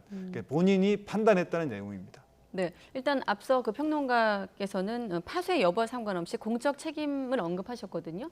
이후의 상황, 일단 실체가 없기 때문에 이게 지금 정치권 공방이 현재로서도 벌어지고 있는 상황인데 이걸 어떻게 좀 흘러갈까요? 그러니까 뭔가의 뭐 비유적으로 판도라의 상자를 만든 사람도 처벌을 받아야 하지만 네. 그걸 이제 개봉한 사람도 책임을 져야 하거든요. 근데 본인이 직접 대외적으로 개봉한 건 아닌데 한번 개봉해서 봤다라는 이야기를 하는 바람에 이 이제 파동이 휘말렸고 네.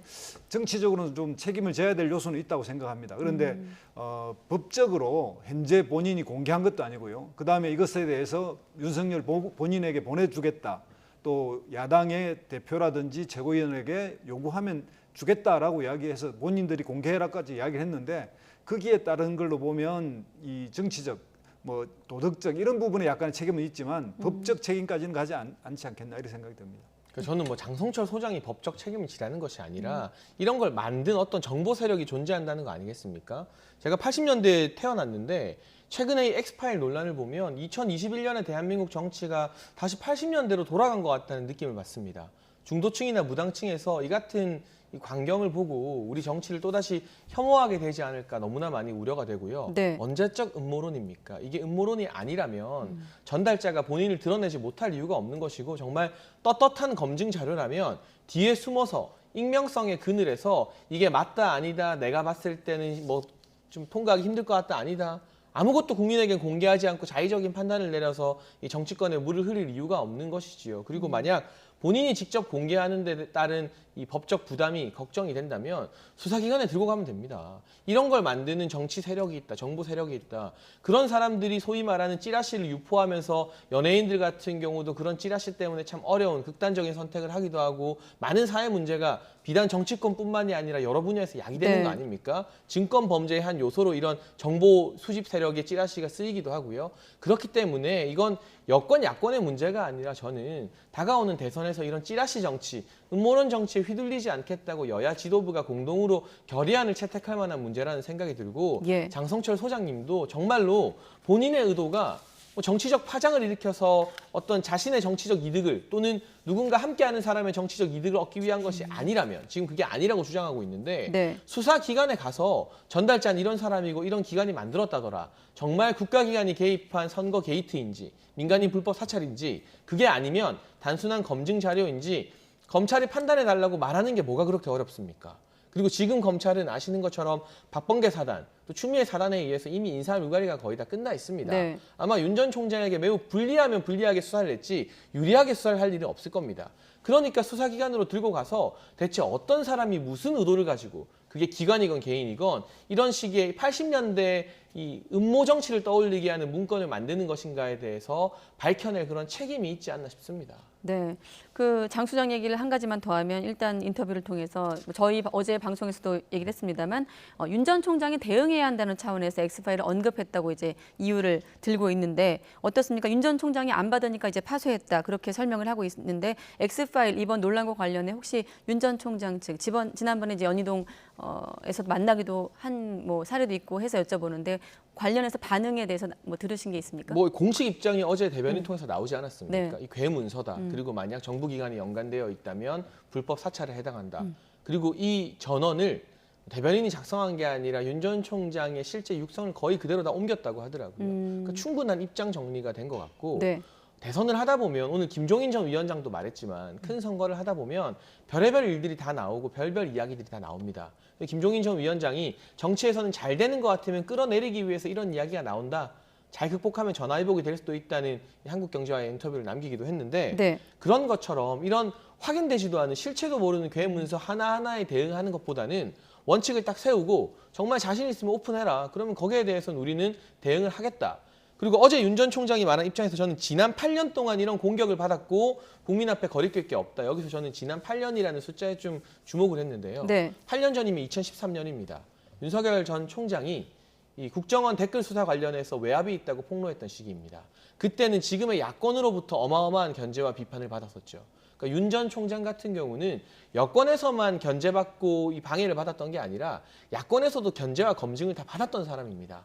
지난 8년 동안 만약 이 엑스파일 떠도는 것과 같은 문제들이 있었다면 그 자리를 지키고 있을래야 있을 수가 없었겠죠. 예. 조국 사태 이후 추윤 갈등 1년 동안만 검증을 받은 게 아니라 8년간의 검증을 버텼다는 자신감이 저는 이 대변인 통한 메시지에서 묻어나오는 것을 확인했기 때문에 공개되지도 않은 사실을 먼저 이야기하면서 해명하는 건 말이 안 되는 일이고요. 국민들 앞에 거리낌이 없다, 자신감이 있다는 본인의 직접 메시지가 충분히 전달됐다고 봅니다. 자신감이 더해진 메시지였다라고 평가하시는데 대표님은 어떻게 평가하십니까? 이번 엑스파일 논란에 대한 윤 전 총장 측의 대응. 예, 윤 전 총장이 만약 자신 있다면 사실은 이 파일을 받아서 분석해보고 그에 대해서 이야기할 수 있어야 되는데요. 지금 시중에 2, 3일 동안 여러 가지 파일이 좀 공개되기도 하고 뭐 해람되기도 했는데 이 부분은 일부 유튜브의 방송용 자료라는 것도 확인이 됐습니다.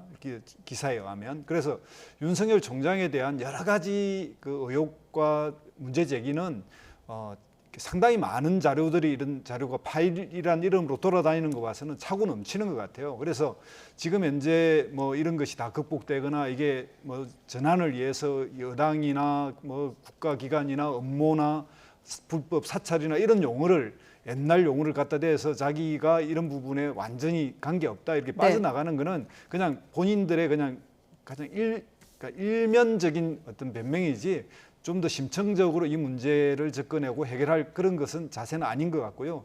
본인이 검찰에서 공정과 정의를 내세워서 정치를 하겠다고 하는 입장에서 본인 당사자에 대한 직접적 이런 의혹이 제기되는 것에 대해서는 분명하게 해명해야 되고요. 그것이 앞으로 계속 지금은 시작이다 이렇게 생각이 듭니다. 그러면 누군가 해명할 수 있게 자신의 실명을 걸고 당당하게 이런 의혹을 해명하라고 말하면 됩니다. 그런데 책임질 만한 위치에 있는 사람 아무도 이 가족 관련된 의혹이나 엑스파일에 대한 내용 언급을 안 하고 있습니다. 일단 장 소장이 처음에 윤 전 총장 측에 주려고 했을 때 안 받은 건 왜 안 받았다고 보십니까? 안 받았다고 보는 건 좀 어폐가 있죠. 제가 정확한 사정을 알지 못하고 윤 전 총장 측 입장이 표면적으로 무엇인지 보기에는? 모르겠습니다만 장성철 전 소장이 장성철 소장이 어떤 루트로 누구에게 접촉해서 전달하려고 했는지는 아직 드러난 게 없죠. 본인이 이준석 대표에게 전화했는데 안 받았다. 그게 끝이지 윤 전 총장 측에게 따로 직접적으로 연락을 했다 안 했다는 안 밝히고 있지 않습니까?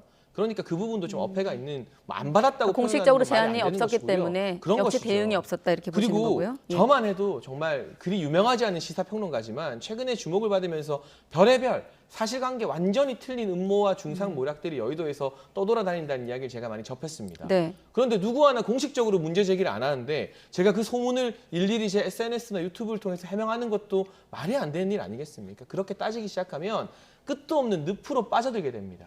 그러니까 책임질 권리가 있는 사람들이 어떻게 보면 준공인에 해당하는 시사평론가나 방송하는 분들 또는 면책특권 가진 국회의원들은 이거 발언했을 때 법적인 책임도 안 질 수 있거든요. 자신 있으면 검증하자고 말을 하십시오. 그러면 당연히 해명하고 검증하겠죠. 근데 그런 어떤 최소한의 질문도 있지 않은 상태에서 그냥 냄새만 풍기는 음모론 괴문서가 하나 돌아다닌다고 하는데 거기에 대해서 먼저 해명하는 건 말이 안 되는 일이고요. 2017년 문재인 대통령의 대선 캠프에서 일했던 심평 변호사가 오늘 입장을 냈습니다. 본인이 엑스파일 봤는데 이건 가족에 대한 인권 유린이다. 너무나 심각한 수준의 인권 유린이다. 그런데 이게 실제라는 근거 하나도 없다. 문재인 대통령의 대선 캠프에서 일했던 변호사, 법조인마저도 이렇게 평가를 하고 있는데 여기에 대해서 저는 부안해동에서 책임지지 못할 발언을 하실 분들은 글쎄요. 나중에 지금 잠깐은 그 발언으로 유튜브 등지에서 인기를 끌지 몰라도 나중에 아주 엄격한 책임을 져야 될 거라고 생각을 합니다. 네, 알겠습니다. 자, 이번엔 야권의 다른 또 잠재 후보들의 얘기로 좀 넘어가 보도록 하겠습니다. 출마설이 돌고 있습니다. 최재형 감사원장에 대해서 이제 김종인 위원장 같은 경우도 전 위원장 같은 경우도 긍정적인 평가를 하고 있습니다만 또 여권 내부 분위기 조금 다른 것 같고 대표님은 지금 최근에 이런 야권 내의 어떤 잠재 후보들의 도전 어떻게 해석하십니까? 윤석열 지금 전 총장이 약간 흔들리고요. 그다음에 이제 어떤 대체적 요소, 브랜드 B가 필요하다라고 하는 이런 인식들이 야권에 상당히 공유되어 있는 것 같습니다. 그런 상태에서 보면 최재형 감사원장 같은 사람도 거론하고 뭐 이런 기타 뭐 부총리까지 김동연 부총리까지 이렇게 거론하고 있는데 이런 거는 이제 야권의 전체적 이 대선 프로그램에서 지금 현재 1야당인 국민의힘의 유력한 주자가 없는 상태에서 국민의힘 외부에서 이런 일이 벌어지니까 이제 이런 행태가 나타나는 것 같고요. 최재형 감사원장은 우리 헌법기관으로서 이 감독적 위치에 있는 그리고 독립적 위치에 있고 중립을 지켜야 되는 위치에 있기 때문에 그런 분이 대선 후보로 나온다는 것은 마치 심판이나 감독이 선수로 뛰겠다는 것과 마찬가지거든요. 또 한편으로 이야기하면 역설적으로 이야기하면 문재인 정부는 이런 감사나 이런 기구에 코드 인사는 안 했다는 그런 증거이기도 합니다. 뭐 역설적으로는 그런 네. 측면에서 본인의 개인적 정치적 어떤 야망과 어떤 이런 분위기에 휩쓸려서 우리의 민주주의 헌법기관으로서 지켜야 될 기본적인 민주주의 원칙 이런 것들을 파괴하는 최초의 어떤 그런 출발자로서의 그 불명예를 그런 것을 네. 가지지 않기를 바랍니다. 네, 김부겸 총리도 이번 최 감사원장의 출마와 관련해서 정상적인 모습이 아니라고 언급하기도 했고, 또 이철희 수석 같은 경우는 큰 어른으로 남아달라 이런 뭐 당부 아닌 당부를 남기기도 했습니다. 여당 쪽에서는 좀 견제하는 분위기예요. 근데 참 정부 운영을 어떻게 했길래 감사원장, 검찰총장 그리고 전직 경제부총리까지 전부 다 야권의 대선 후보로 거론되는 것인가? 본인들이 발탁한 사람들인데 이 정부 운영 과정에서 얼마나 내로남불과 비민주적인 부분이 많이 보였기에 등을 돌리게 만드는가, 여기에 대해서는 저는 문재인 정부의 책임 있는 분들도 좀 고민을 하고 반성을 해야 될 부분이 있다고 보고요. 네. 최재형 원장이 어떻게 할지 저도 모르겠습니다. 그런데 출마의 자유나 정치 참여의 자유는 모두에게 보장되는 것이기 때문에 그 자체를 놓고 이래라 저래라 할 수는 없는데, 다만 저는 윤석열 전 청장의 경우와는 조금은 다른 부분이 있다고 생각합니다. 그때는 아시는 네. 것처럼 1년 내내 추미애 전 장관이 윤석열 전 총장을 쫓아내기 위해서 징계도 몇 번이나 했고요. 그 과정에서 법원에서 이 직무 정지를 다투는 일도 있었고, 행정법원에서. 그 같은 과정 끝에 결국 법원이 일단 윤석열 전 총장의 손을 들어줬음에도 불구하고 이제는 여권이 의외로 검수완박을 추진하다가 뭐 중수청 설치 등을 추진하다가 그것을 막기 위해서 윤석열 전 총장이 검찰총장 자리를 던지고 나온 겁니다. 그때 국민적 명분이 있었다는 건 사퇴하자마자 윤석열 전 총장의 지지율이 거의 2배 가까이 수직 상승했다는 걸 보면 많은 국민들이 사퇴할 수밖에 없었다. 이 명분에 손을 들어줬다로 해석이 되죠.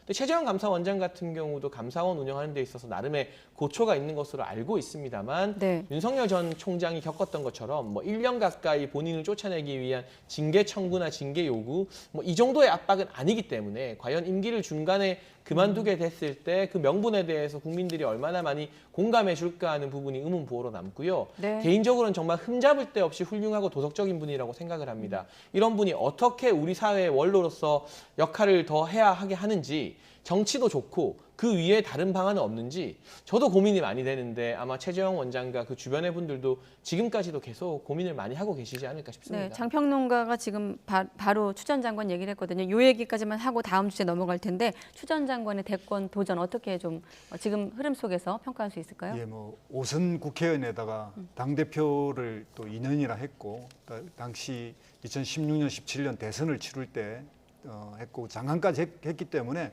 출마의 자격은 충분하다고 생각합니다. 그런데 민주당 내에 이제 권리당원들 중에서 이 검찰 개혁이 제일 중요하다고 생각하는 분들이 또 있습니다. 네. 그런 분들의 내부의 지지를 받아서 이렇게 출마를 하는데, 추미애 장관은 윤석열 장관과 서로 어떤 의미에서 언론이 쓰는 용어로 보면 적대적 공존과 같은, 서로가 서로의 필요에 의해서 이렇게 거론되는 사람이라서 그런 측면에서 보면 야권의 어떤 주자를 키워줬기도 했고요. 본인이 또 이 법무장관으로서 징계까지 시도했는데, 이 징계가 엄밀한 의미에서 결과적으로 징계를 하지 못하는 이런 문제까지 가져왔기 때문에 네. 상당히 이제 능력에서의 그런 징계 과정에서 이런 보여준 것 때문에 이 여권에 상당한 이제 실망을 줬습니다. 그런 상태에서 본인이 이런 것들을 극복하고 이렇게 출마를 하겠다 그러니까 여권 내에서 대선 주자로서의 어떤 경쟁력이나 이런 걸 전체를 생각해 보면 상당히 우려되는 측면도 있다, 이렇게 생각이 듭니다. 네, 윤 전 총장 행보와 맞물려서 또 추미애 전 장관의 대권 출사표 어떤 또 의미가 있을지 앞으로의 구도를 한번 지켜보도록 하겠고요. 다음 주제로 넘어가 보도록 하겠습니다. 관련 영상 보고 나서 이야기 이어가겠습니다.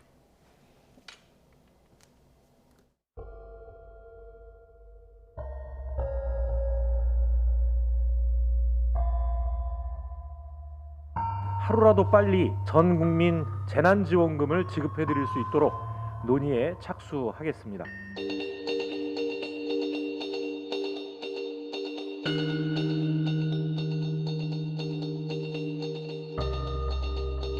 소득과 관계없이 계층과 관계없이 모든 국민을 국가가 보호하고 있다는 것은 한 번쯤은 제대로 보여주는 것이 굉장히 중요하다고 생각을 합니다.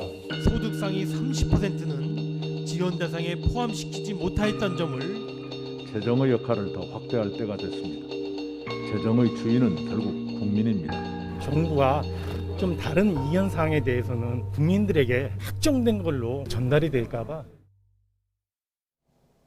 네, 5차 재난지원금. 사실 여론조사 결과만 놓고 봤을 때 우리 국민의 한 절반 정도는 재난지원금을 모든 국민에게 지급해야 된다는 결론이 있습니다만 일단 여당과 정부는 평행선을 달리고 있는 것 같아요. 네, 사실 전 국민 지급이냐 선별 지원이냐 여기에 따라서 한정된 재원을 조금 더 많이 더 어려운 분들에게 드릴 수 있느냐 아니면 좀 더 골고루 모든 국민에게 줄 수 있느냐 다른데요. 정치적인 선거에서의 이 효과를 기대한다면 당연히 전 국민 지급이 맞겠죠. 그래야 한 사람이라도 더 많이 정부로부터 현금성 이 지원을 받기 때문에 정부에 우호적으로 변할 가능성이 높은 것이고 따라서 민주당이 저는 이 보편 지급을 주장하는 건 다분히 대선을 의식한 정책이 아닌가 싶습니다. 이번에 편성될 추경 예산이 30조가 넘는데 그러면 2020년에 연달아 편성됐던 추경보다 규모 면에서 훨씬 더 큰 액수입니다. 근데 여기에는 어떤 것들이 포함되어 있느냐. 그동안 자영업자들의 손실 보전, 물론 소급 적용은 안 하는 것으로 결론이 났습니다만 이번에는 소상공인들에게 경우에 따라서는 500만 원 가까운 지원도 있을 수 있다고 하거든요. 이게 그동안의 피해에 비하면 조금 약소한 금액이지만 그래도 한 달에 500만 원이면 어느 정도 숨통은 트이는 액수 아니겠습니까? 그런데 만약 이게 전 국민 지급이 된다면 정말 폐업 위기에 몰린 자영업자들이 받아야 될 이 300만 원, 400만 원, 500만 원이 깎일 수 있다는 겁니다.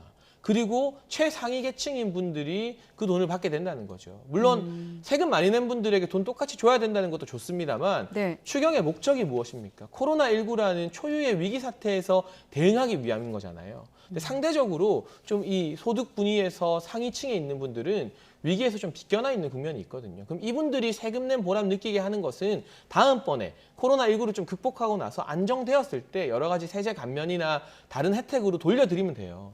지금 같은 위기 상황에서 한계 상황에 놓인 저소득층이나 소상공인들 구하자고 추경 편성하는 건데 여기에 전 국민을 다 끼워 넣는 건 추경 편성의 명분을 저는 상실하는 일이라고 보고요. 이 일에서만큼은 정부 여당의 지금 입장이 갈리고 있는데 선거를 의식하는 여당보다는 어쨌든 그래도 조금이라도 재정을 의식할 수밖에 없는 정부, 기재부의 목소리를 들어주는 게 맞다고 생각합니다. 그렇다 보니 홍 부총리도 이 전 국민 지급 반대 의사를 밝힌 게 처음이 아니거든요. 송영길 대표 같은 경우는 절충 여지가 좀 없는 건 아니다 이렇게 밝히고 있는데 어떻습니까? 당정 간에 이를테면 요약을 하면 선별 대 보편의 갈등인데 어떻게 좀 전망하십니까?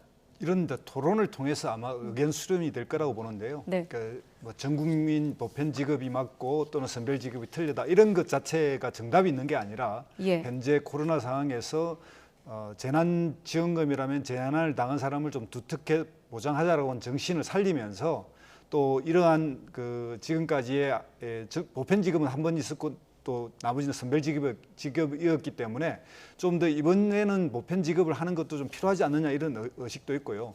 그동안 그럼 30%라든지 이런 분류가 지금까지 정확하게 돼 있느냐 아니면 또 이 과정에서 영세 자영업자라든지 이런 사람들에 대한 손실 보상이 좀 충분했느냐 이런 좀 세밀한 더 검토가 필요하고 자료가 있어야 될 것 같고 그런 가운데 당정청이라든지 여야도 동시에 이 토론을 동시에 해가면서 수정해서 좀 더 어떤 것이 올바른지에 대한 의견을 접근할 일이지 딱 잘라서 보편이다 선별이다 이렇게 결론 내릴 일은 아니다 이렇게 생각이 듭니다. 네, 좀 건강한 좀 토론 결과가 나오기를 이견을 좀 좁힐 수 있을지를 한번 지켜보도록 하겠습니다. 이번엔 의료계 안팎에서 좀 관심을 끌고 있는 대목이기도 하고 또 민생과도 관련이 있는 부분인데 수술실 CCTV 설치와 관련된 의무화 법안 여야가 합의를 했습니다. 합의를 못했습니다만 큰 틀에서는 크게 이견차가 있는 건 아니에요. 이 부분에 관련해서는. 근데 CCTV 설치와 관련해서 수술실 내부에 설치하느냐 외부에 설치하느냐 문제도 있고요. 촬영할 때 환자 또는 보호자에게 동의를 받을 것인지 또는 의료진 동의를 받을 것인지 또 촬영 영상에 열람 권한을 어디로 둘 것인지 이를테면 지금 보통 건물의 CCTV 같은 경우는 경찰에 신고를 해서 경찰이 동행할 때만 보통 확인이 가능하거든요. 이런 부분까지도 남아있고 또 CCTV 설치가 선택이 아니라 의무화가 되는 의료기관의 범위가 어느 정도 될 것인가. 그러니까 아주 작은 영세한 개인 병원에까지 CCTV 설치 의무화하라고 하면 부담이 더 커질 수 있거든요. 그래서 큰 틀에서 합의가 됐다고 하지만 저는 쟁점들이 너무 많이 남아있는 것 같습니다. 이 쟁점 하나하나가 합의하기 쉽지 않은 거고요. 지금 일반적으로 국민 여론은 수술실 CCTV 설치에 좀 호의적입니다. 네. 저도 의사가 아니라 환자 입장이기 때문에 CCTV를 설치하면 좋겠다는 막연한 생각이 있었습니다. 근데 이 논의를 한번 깊게 들여다보면서 이 의료계의 이야기도 들어보고 하다 보니까 이게 그렇게 단순한 문제는 아닌 것 같아요. 예를 들면 수술 중에 환자의 국소 부위나 우리가 치부라고 말하는 부위가 노출되는 수술도 상당히 많이 있습니다. 근데 그런 수술 장면이 CCTV에 담겼는데 요즘 같은 시대에 혹시나 해킹이라도 당한다면, 그리고 관리자가 아무리 이 좋은 사람이라고 해도 이상한 관리자들 한두 명 섞여 있을 수 있잖아요. 이 CCTV 관리하는 분야에. 네. 실제로 그런 범죄도 많이 일어나고 유출이 된다면, 그러면 오히려 수술받는 환자들이 불안에 떨 수 있는 것이거든요. 그래서 하나하나의 쟁점들을 감정적으로 국민 여론이 높다고 막 몰아갈 것이 아니라 이건 이렇게 설치했을 때 많은 문제가 생긴다. 저건 저렇게 설치했을 때 많은 문제가 생긴다. 좀 대안을 찾아가는 건전한 토론이 이 CCTV 설치와 관련해서는 특히나 더욱 필요하다는 생각이 많이 듭니다. 네, 평론가님이 어느 정도 설명을 했습니다만 조금 더 이해를 돕기 위해 여야 의원들의 한번 목소리도 들어보도록 하겠습니다. 수술실 내부에 설치할 것이냐 다른 데 설치할 것인가 하나의 쟁점이고요. 그다음에 의무화할 것이냐 자유 설치할 것인가가 가장 큰 어떻게 보면 쟁점이고요. 나머지는 촬영에 대한 프라이버시 보호 이 문제가 있습니다. 이거는 환자의 동의를 전제로 한다라고 의견 접근이 이루어졌기 때문에 상당 부분 우려하는 부분들은 해소됐다고 생각하고요. 공공기관의 요구가 있을 때만 열람 또는 교부한다라고 의견 접근이 이루어졌다고 보시면 됩니다. 의료 사고에 대한 소송이 발생해서 법원의 요구가 있다든가 또는 수사기관이 이거를 확보할 필요가 있어서 영장에 의해서 요구했다든가 이런 경우에 하나하고 개인에 의한 열람 요구들을 금지하는 방향으로 의견 접근이 이루어졌다라고 말씀드릴 수 있습니다. 정부 측은 그동안 수술실 외부에 설치하는 걸 의무화하는 쪽으로 하고 내부는 자율로 하는 방향에서 내부도 의무적으로 하는 방향으로 선회를 한 것 같습니다. 그래서 그 부분은 그런 비용 문제나 그다음에 개인정보 부분은 어떻게 할 거냐 여기에 대한 고민들이 좀 있고요. 뭐 들으신 대로 지금 보면 대리 수술 또 성범죄, 불법 의료 행위를 근절해야 한다 이런 부분에는 여야가 일단 없는 것으로 보입니다만은 민주당 같은 경우는 즉시 처리하자고 했는데 국민의힘 같은 경우는 또 우려스러운 부분들이 있다 이렇게 설명을 하고 있거든요. 그 원칙적인 방향에서 어느 정도 의견을 모아줬다는 게 참 다행이고요. 국민들의 압도적 의견이 이건 필요하다 이렇게 이야기했을 때는 네. 기존에 이렇게 우리 사회에서 어쨌든 의사 영역이 기득권 쪽에 가깝고 또 일방적인 의료 사고가 났을 때 그 의료 책임에 대해서 환자가 그것을 증명하기가 무척 어려운 상태입니다. 그래서 네. 최소한의 어쨌든 환자 입장에서는 확인할 수 있는 자료가 있어야 된다고 하는 측면이고요. 뭐 좀 상세하게 구체적인 부위가 찍힌다라든지 이런 이야기는 그냥 하지 않을 이유로 찾아내는 여러 가지 이야기지 실질적으로 CCTV는 멀리서 그냥 포괄적으로 찍히기 때문에 그런 구체적 문제도 없고 환자들이 본인들이 이제 동의를 받는 전제에서 하기 때문에 그리고 이것을 좀 더 기술적으로 우리가 흔히 알고 있는 차량의 블랙박스 방식처럼 일정 정도 계속 녹화되면서 네. 그것이 구체적으로 확인해야 될 때만 확인되는 이런 식으로 외부와에 연결되지 않은 CCTV라면 안정성도 확인될 거고요. 그런 측면에서 여야가 이렇게 민생의 구체적인 국민들의 아픔에 좀 더 적극적으로 다가갈 필요가 있다 이렇게 생각이 듭니다. 네, 지금 방송 보고 계신 시청자분들도 가족분들끼리도 사실은 이와 관련해서 좀 의견들이 갈릴 수도 있을 것 같고 앞서 나갔던 그 화면에서 쟁점을 정리한 부분 다시는 화면에 띄워주시고 평론가님 앞서 뭐 갈래갈래에서 좀 여야가 부딪힐 부분들이 있을 거라고 하셨는데 아까 쟁점 중에 가장 좀 조율이 어려운 부분이 있다면 어떤 부분이라고 예상하십니까? 저는 일단은 의무적으로 설치할 것인가 자율적으로 설치할 것인가 이 부분에 대해서도 상당히 많이 갈릴 것 같고요. 예. 제 개인적인 의견을 밝히라면 자율적으로 설치할 수 있게 해주면 좋을 것 같습니다. 그러면 수술실 CCTV를 설치한 병원들이 홍보를 막 하겠죠. 우리 병원에는 CCTV 설치했습니다.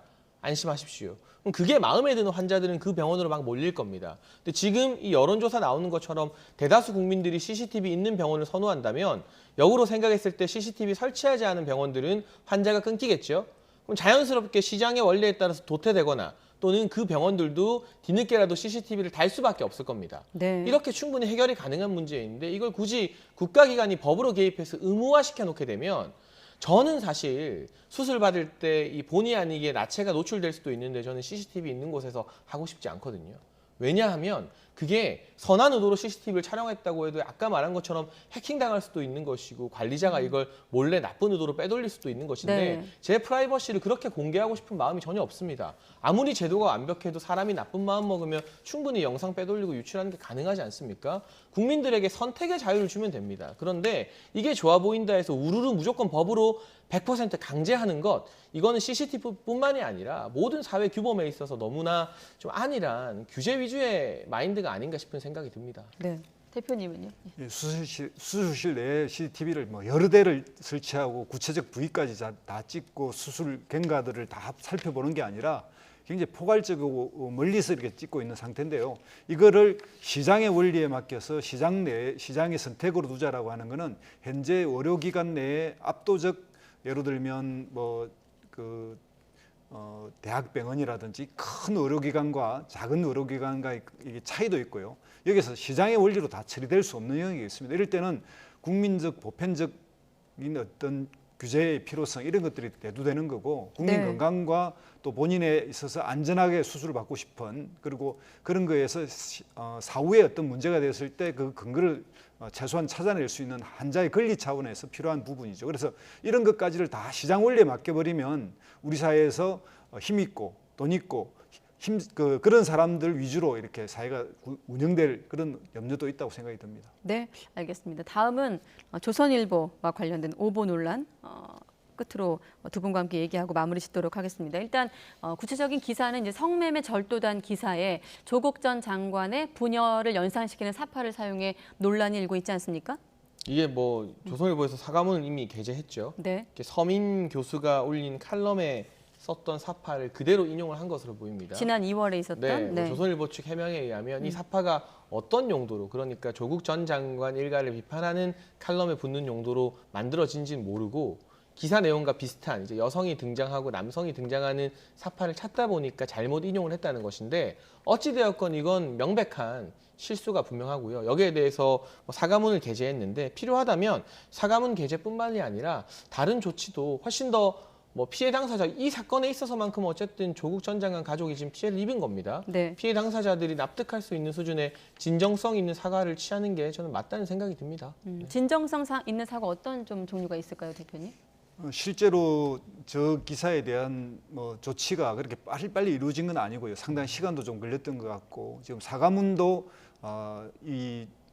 바라보는 사람마다 조금 상당히 진성이 있다고 말하기 좀 힘든 거 아니냐 이런 이야기도 있습니다. 그런데 이게 지금 조선일보가 한 번이 아니라 그 전에도 또 세브란스 병원의 인턴 이야기 오보도 낸 적도 있고 이래서 이제 이게 한국 사회에서 언론 개혁이 필요하고 언론 개혁이 왜 필요한지, 그리고 이게 그 언론이 어떤 우리 사회에서 상당히 힘을 가지고 있다 보니까 좀 징벌적인 배상제까지도 좀 들어가야 된다라고 하는 이런 근거가 되는 이제 그런 것에 하나의 국민들이 생각할 때 이것이 그런 사례가 된다 이런 생각이 들 정도로 좀 그냥 실수라기보다는 상당한 악의성이 있다 이런 느낌까지 주는 그런 내용입니다.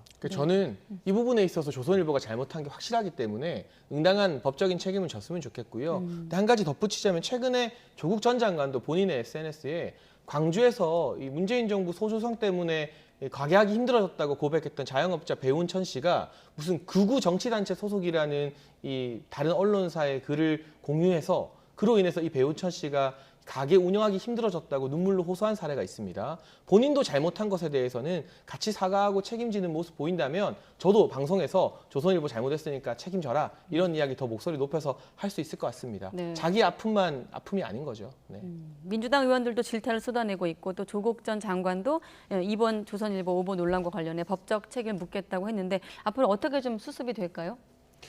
암만 해도 좀 이거는 국회에서도 지금 언론 개혁의 여러 사안이 나와 있는데요. 이제 이런 거하고 연동돼서 뭐 이 작은 사건이지만 뭐 또 KBS도 그런 일이 있었고 또 그 전에도 이런 일러스트를 사용했을 때 여러 가지 문제가 많았는데 우리 사회에서 이런 문제를 재발하지 않고 또 재발된다면 만약에 조국처럼 이제 유명한 사람은 그래도 이게 직접적이지만 그렇지 않은 일개인들은 또 이 언론의 어떤 이런 정정 보도라든지 이런 것이 거의 원래 보도됐던 크기와는 너무나 작은 형태의 그냥 간략한 정적 보도만 하기 때문에 네. 그 피해가 회복이 잘 안 됩니다. 이런 것들을 종합적으로 좀 정치권에서 좀 제도로 그 언론 개혁과 연결해서 좀 더 생각해 봤으면 좋겠습니다. 네, 대표님은 언론 개혁 부분 말씀하셨는데 사과를 좀 넘어서 같은 실수를 좀 반복하지 않기 위해서 어떤 좀 장치가 필요하다고 보십니까? 저는 개인적으로 언론 개혁 여러 가지 방안 중에서 징벌적 손해배상자는 반대하고요. 그러면 표현의 자유나 언론이 권력을 견제하는 자유가 너무나 위축될 수 있기 때문에 다만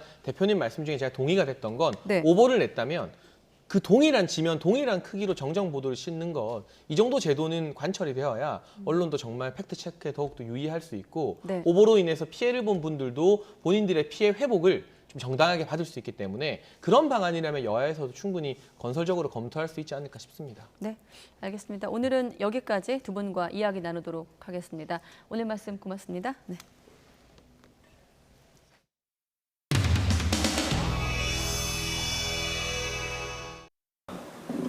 이제 안건 선정이 필요할 텐데 장례를 먼저 좀 정리를 하겠습니다. 이후 회의는 비공개로 전환하겠습니다.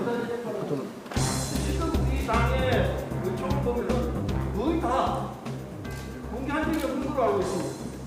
이건 정상이 아니라고 생각합니다. 더군다나 지금 이 경선을 어떻게 할 것이냐는 문제를 놓고 국민들이 지켜보고 있는 상황이기 때문에 공개하는 것이 원칙인 것으로 생각하고 그 원칙에 따라서 회의를 진행해 주기를 부탁합니다. 예, 다수의 의원님들이 그런 생각이신가요? 다수는 아니시군요.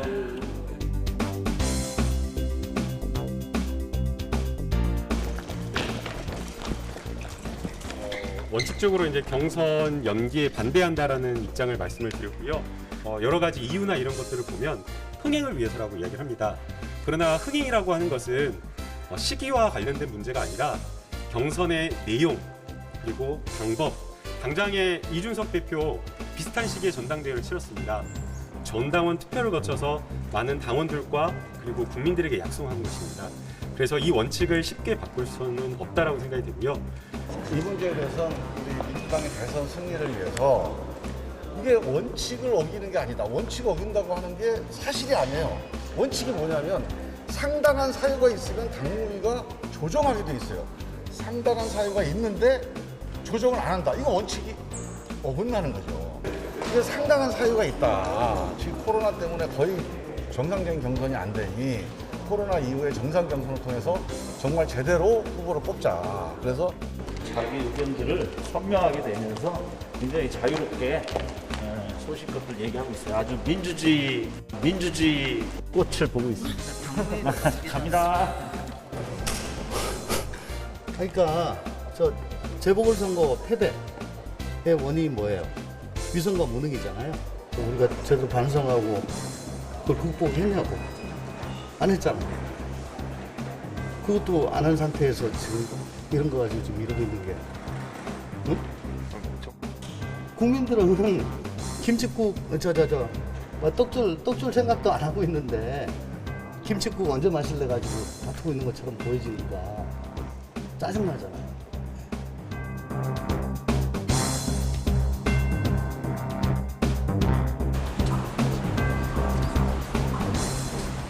현재의 경선 방식 그리고 경선 일정대로 가게 될 경우 정권 재창출이 가능할까요? 우리를 조금 더 구체적으로 얘기를 해주실 수 있으실까요? 좀 쉬운 얘기로 방금 이경규 개그맨 이경규님이 말씀하신 내용이 나와요. 연말 연예대상을 받기 위해서는 상반기를 버리고 9, 10, 11월에 바짝 프로그램을 출연하라고. 상반기에 활약을 해봤자 연말까지 기억해주는 사람이 없다는 겁니다. 훨씬 일찍 경선을 치러버리면 국민들의 관심이 대선 때까지 지속되기 어렵습니다. 민주당의 승리를 위해서 경선은 연기되어야 합니다. 이것이 상식이라고 봅니다.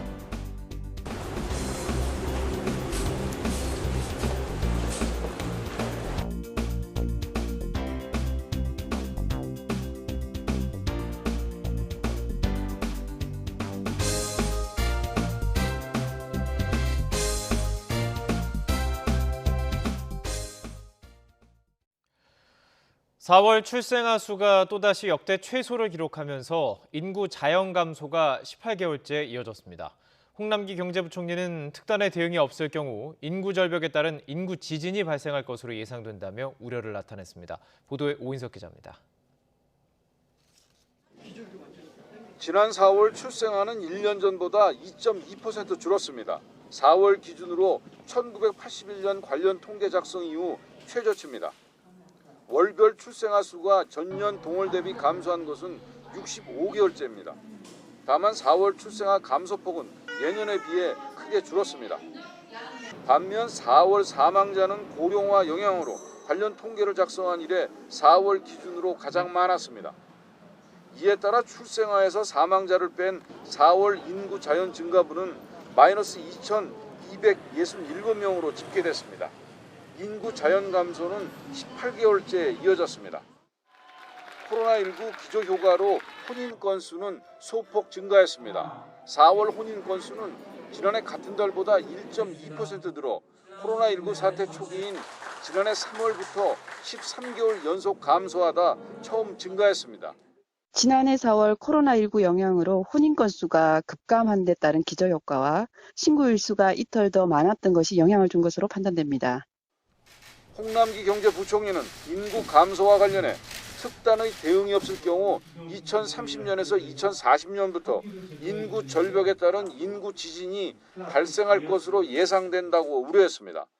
그러면서 피할 수 없다면 강도를 줄여 대비해야 한다면서 3대 인구 리스크에 대응하기 위한 방안을 7월에서 9월 중 순차적으로 발표하겠다고 말했습니다.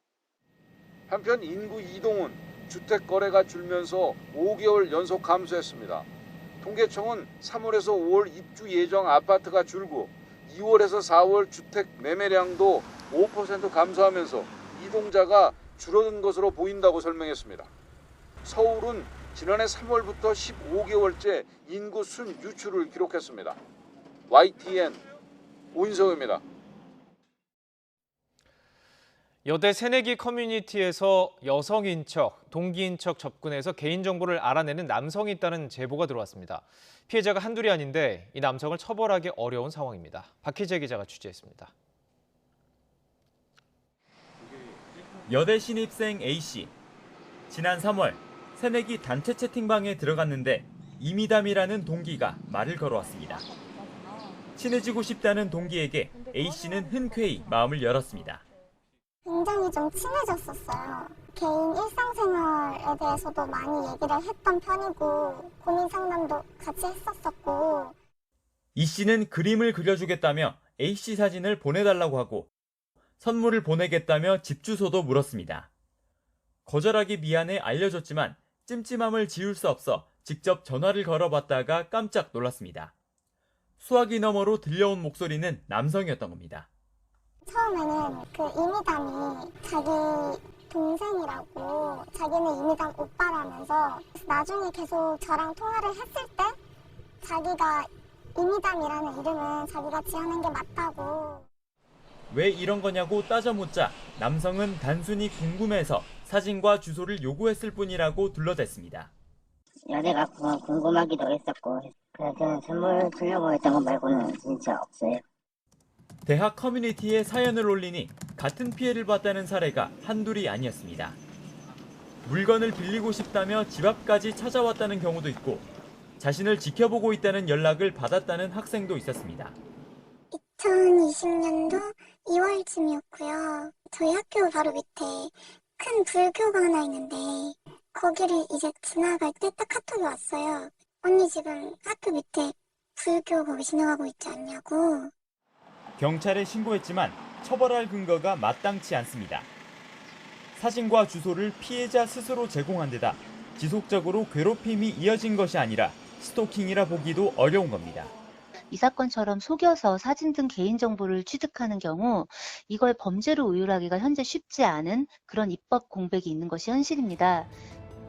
개인정보가 악용되지 않을까 전전긍긍하는 피해자들. 경찰은 어떤 법리를 적용할 수 있을지 검토하겠다고 밝혔습니다. YTN 박희재입니다. 한국철도공사 코레일이 지난 2019년 공공기관 성과급 지급 기준을 어기고 730억 원가량의 성과급을 더 지급한 것으로 나타났습니다. 감사원은 코레일 기관 정기 검사 결과 2019년 경영평가 성과급을 산정하면서 당시 성과급 지급 기준인 월 기본급에 정기 상여금을 포함시키는 방법으로 3,362억 원을 지급했다고 밝혔습니다. 이는 지침에 따라 지급했을 경우에 성과급 2,626억 원에 비해서 736억 원을 더 지급한 것으로 감사원은 코레일의 주의를 요구하고 기획재정부에는 경영실적평가에 이를 반영하라고 통보했습니다. 방탄소년단이 일본 베스트 앨범과 신곡 버터로 일본 오리콘 주간 차트 3관왕에 올랐습니다. 소속사 빅히트 뮤직은 지난 16일 발매한 앨범 BTS 더 베스트가 오리콘 최근 차트에서 주간 디지털 앨범과 주간 스트리밍, 주간 앨범 등 3개 부문 1위에 올랐다고 밝혔습니다. 주간 음악 랭킹 3개 부문에서 1위를 휩쓴 건 오피셜 희게 단디즘, 킹누 등 현지 가수들에 이어서 오리콘 역사상 4번째 기록입니다. 국위선양에 현저한 공을 세운 대중문화예술인이 30살까지 군입대를 연기할 수 있는 제도가 오늘부터 시행에 들어간 가운데 황희 문화체육관광부 장관은 방탄소년단이 입영 연기 신청서를 제출하면 추천할 것이라고 말했습니다. 황희 장관은 YTN에 출연해 방탄소년단이 아직 이 제도를 신청하지는 않았지만 신청을 한다면 당연히 입대를 연기하는 쪽으로 추천할 것이라며 이같이 밝혔습니다. 이번 제도의 혜택을 받을 수 있는 경우가 방탄소년단밖에 없어 적용 대상 확대가 필요하다는 문학의 일각의 지적에 대해서는 공정성과 형평성, 국방부 의견을 종합해 고민해보겠다고 말했습니다. 중국에서 한 업체가 28시간 만에 조립식 10층짜리 건물을 쌓아 올려서 화제가 되고 있습니다. 이어진 기자입니다. 공장에서 자동차를 조립하듯 컨테이너 크기의 집을 조립하고 있습니다. 길이 12.19m, 넓이 2.44m, 높이 3m입니다. 각각의 집은 전기나 내부가 마감된 상태로 현장에 운반됩니다. 크레인 3대로 블록을 쌓듯 차곡차곡 쌓아 올린 뒤 볼트로 고정하고 전기 배관 공사를 진행합니다. 사람이 바로 들어가 살 수 있도록 아파트를 세우는 데 든 시간은 총 28시간 45분. 작업을 진행한 중국 위엔다 그룹은 내구성이 뛰어난 스테인리스 강으로 만들어 강진과 태풍에 강하다고 홍보했습니다. 필요한 경우 분해나 이동도 가능해 건물 이름을 살아있는 빌딩이라고 지었습니다. 20가구로 구성된 이 아파트 한 동 가격은 배송비를 제외하고 우리 돈 약 33억 원으로 알려졌습니다. 회사는 이런 조립식 공법으로 200층 높이의 건물도 지을 수 있다고 자랑했는데 현재 세계에서 가장 높은 빌딩은 두바이의 부르츠 칼리파로 163층입니다. 네티즌은 혁신적이고 놀랍다는 반응과 내구성이 걱정된다거나 중국산이라 못 믿겠다는 반응으로 나뉘었습니다. 위엔다 그룹은 에어컨 제조에서 조립식 건물로 사업체를 확장했습니다. 2012년 세계에서 가장 높은 220층짜리 빌딩을 7개월 만에 짓겠다는 계획을 발표했다가 안전 우려로 공사가 중단됐지만 2015년 57층짜리 건물을 19일 만에 세워 화제가 되기도 했습니다. YTN 이어진입니다. 코로나 백신 접종률이 비교적 높은 칠레가 오는 9월쯤 세 번째 백신, 이른바 부스터샷을 맞는 방안을 검토하고 있습니다. 초기 집중 접종한 중국 백신의 효과가 떨어지기 때문이라는 지적이 나오면서 중국산 백신에 대한 의구심도 커지고 있습니다. 이동원 기자의 보도입니다. 남미에서 가장 높은 백신 접종률을 보이고 있는 칠레가 12살에서 17살 사이 청소년에 대한 코로나19 백신 접종을 시작했습니다. 청소년에겐 화이자 백신이 접종됩니다. 접종 현장을 격려 방문한 세바스티안 피네라 칠레 대통령은 백신의 중요성을 강조했습니다. La vacuna es segura. La vacuna es eficaz. La vacuna nos protege contra esta pandemia. Hoy ya superamos los 12 millones de personas vacunadas. 1,900만 명의 칠레 국민 중 63.2%가 1회 이상 백신을 맞았습니다. 접종을 모두 마친 비율도 50%를 넘었습니다. 하지만 최근에도 하루 5,000명 안팎의 확진자가 계속 나오는데 칠레의 고민이 있습니다. 비슷한 접종률을 보이고 있는 이스라엘과 영국의 경우 신규 확진자가 크게 줄어든 것과 달리 좀처럼 감소세를 보이지 않고 있습니다. 변이 바이러스의 확산과 성급한 봉쇄 해제 등이 이유로 꼽히지만 칠레가 주로 사용한 중국 시노백 백신의 예방 효과가 상대적으로 낮다는 지적이 나오고 있습니다. 세계보건기구 WHO는 시노백 백신의 유증상 예방 효과가 51%에 불과하다고 밝혔습니다. 때문에 칠레 보건차관은 지난 3월 이전 시노백 백신 2차 접종을 마친 사람들은 9월에 세 번째 접종, 이른바 부스터샷을 맞을 수도 있다고 말했습니다.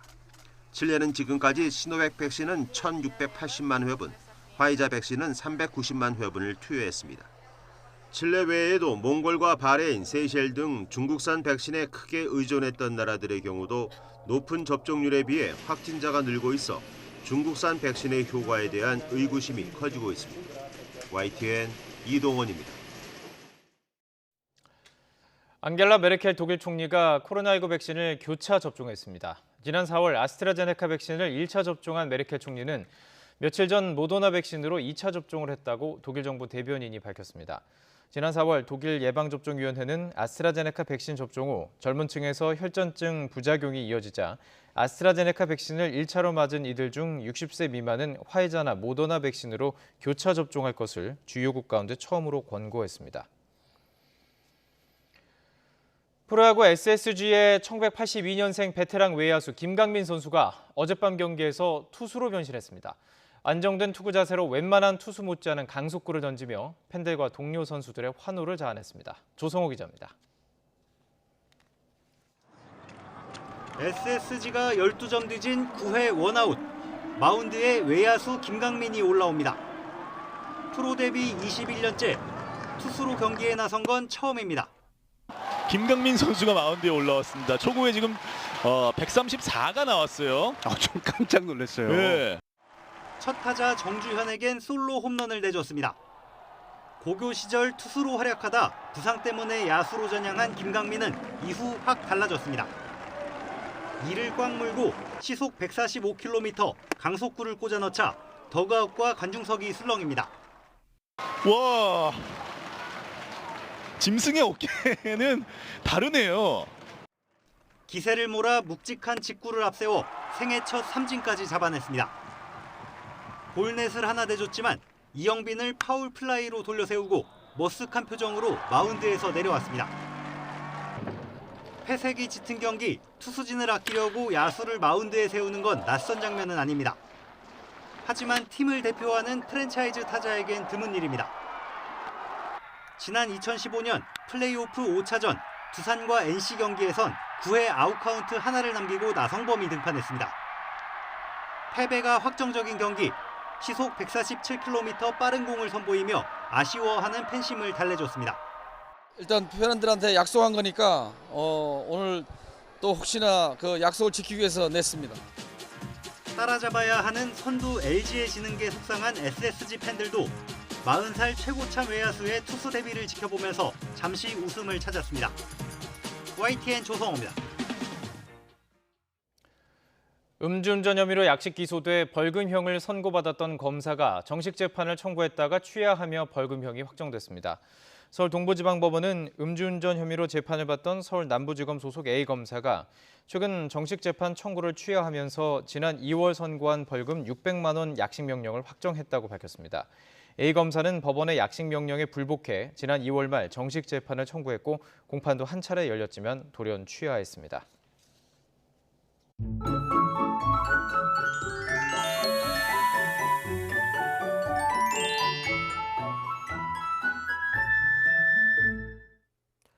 요즘 소나기가 자주 내리고 있습니다. 소나기가 내리며 습해진 날씨에 기온도 제법 오르면서 후텁지근함이 감돌고 있는데 내일도 후텁지근한 날씨가 이어집니다. 곳곳에 소나기가 내리는 가운데 내일 서울 낮 기온이 28도, 춘천 28도까지 오르는 등 오늘과 비슷하거나 조금 높아지겠습니다. 내일도 대체로 구름이 많이 끼겠고 낮부터 밤 사이 내륙 곳곳에 소나기가 쏟아지겠습니다. 강우량은 5에서 20mm로 많지 않지만 천둥과 번개가 동반되겠고 지역에 따라 강하게 쏟아지는 곳이 있겠습니다. 피해가 발생하지 않도록 각별히 주의해 주시기 바랍니다. 내일 낮 기온 오늘과 비슷하거나 조금 높겠습니다. 서울 28도, 대전 28도, 광주 27도, 부산 25도로 예상됩니다. 이번 주말까지 계속해서 곳곳에 소나기가 지나겠고 후텁지근한 날씨가 이어질 전망입니다.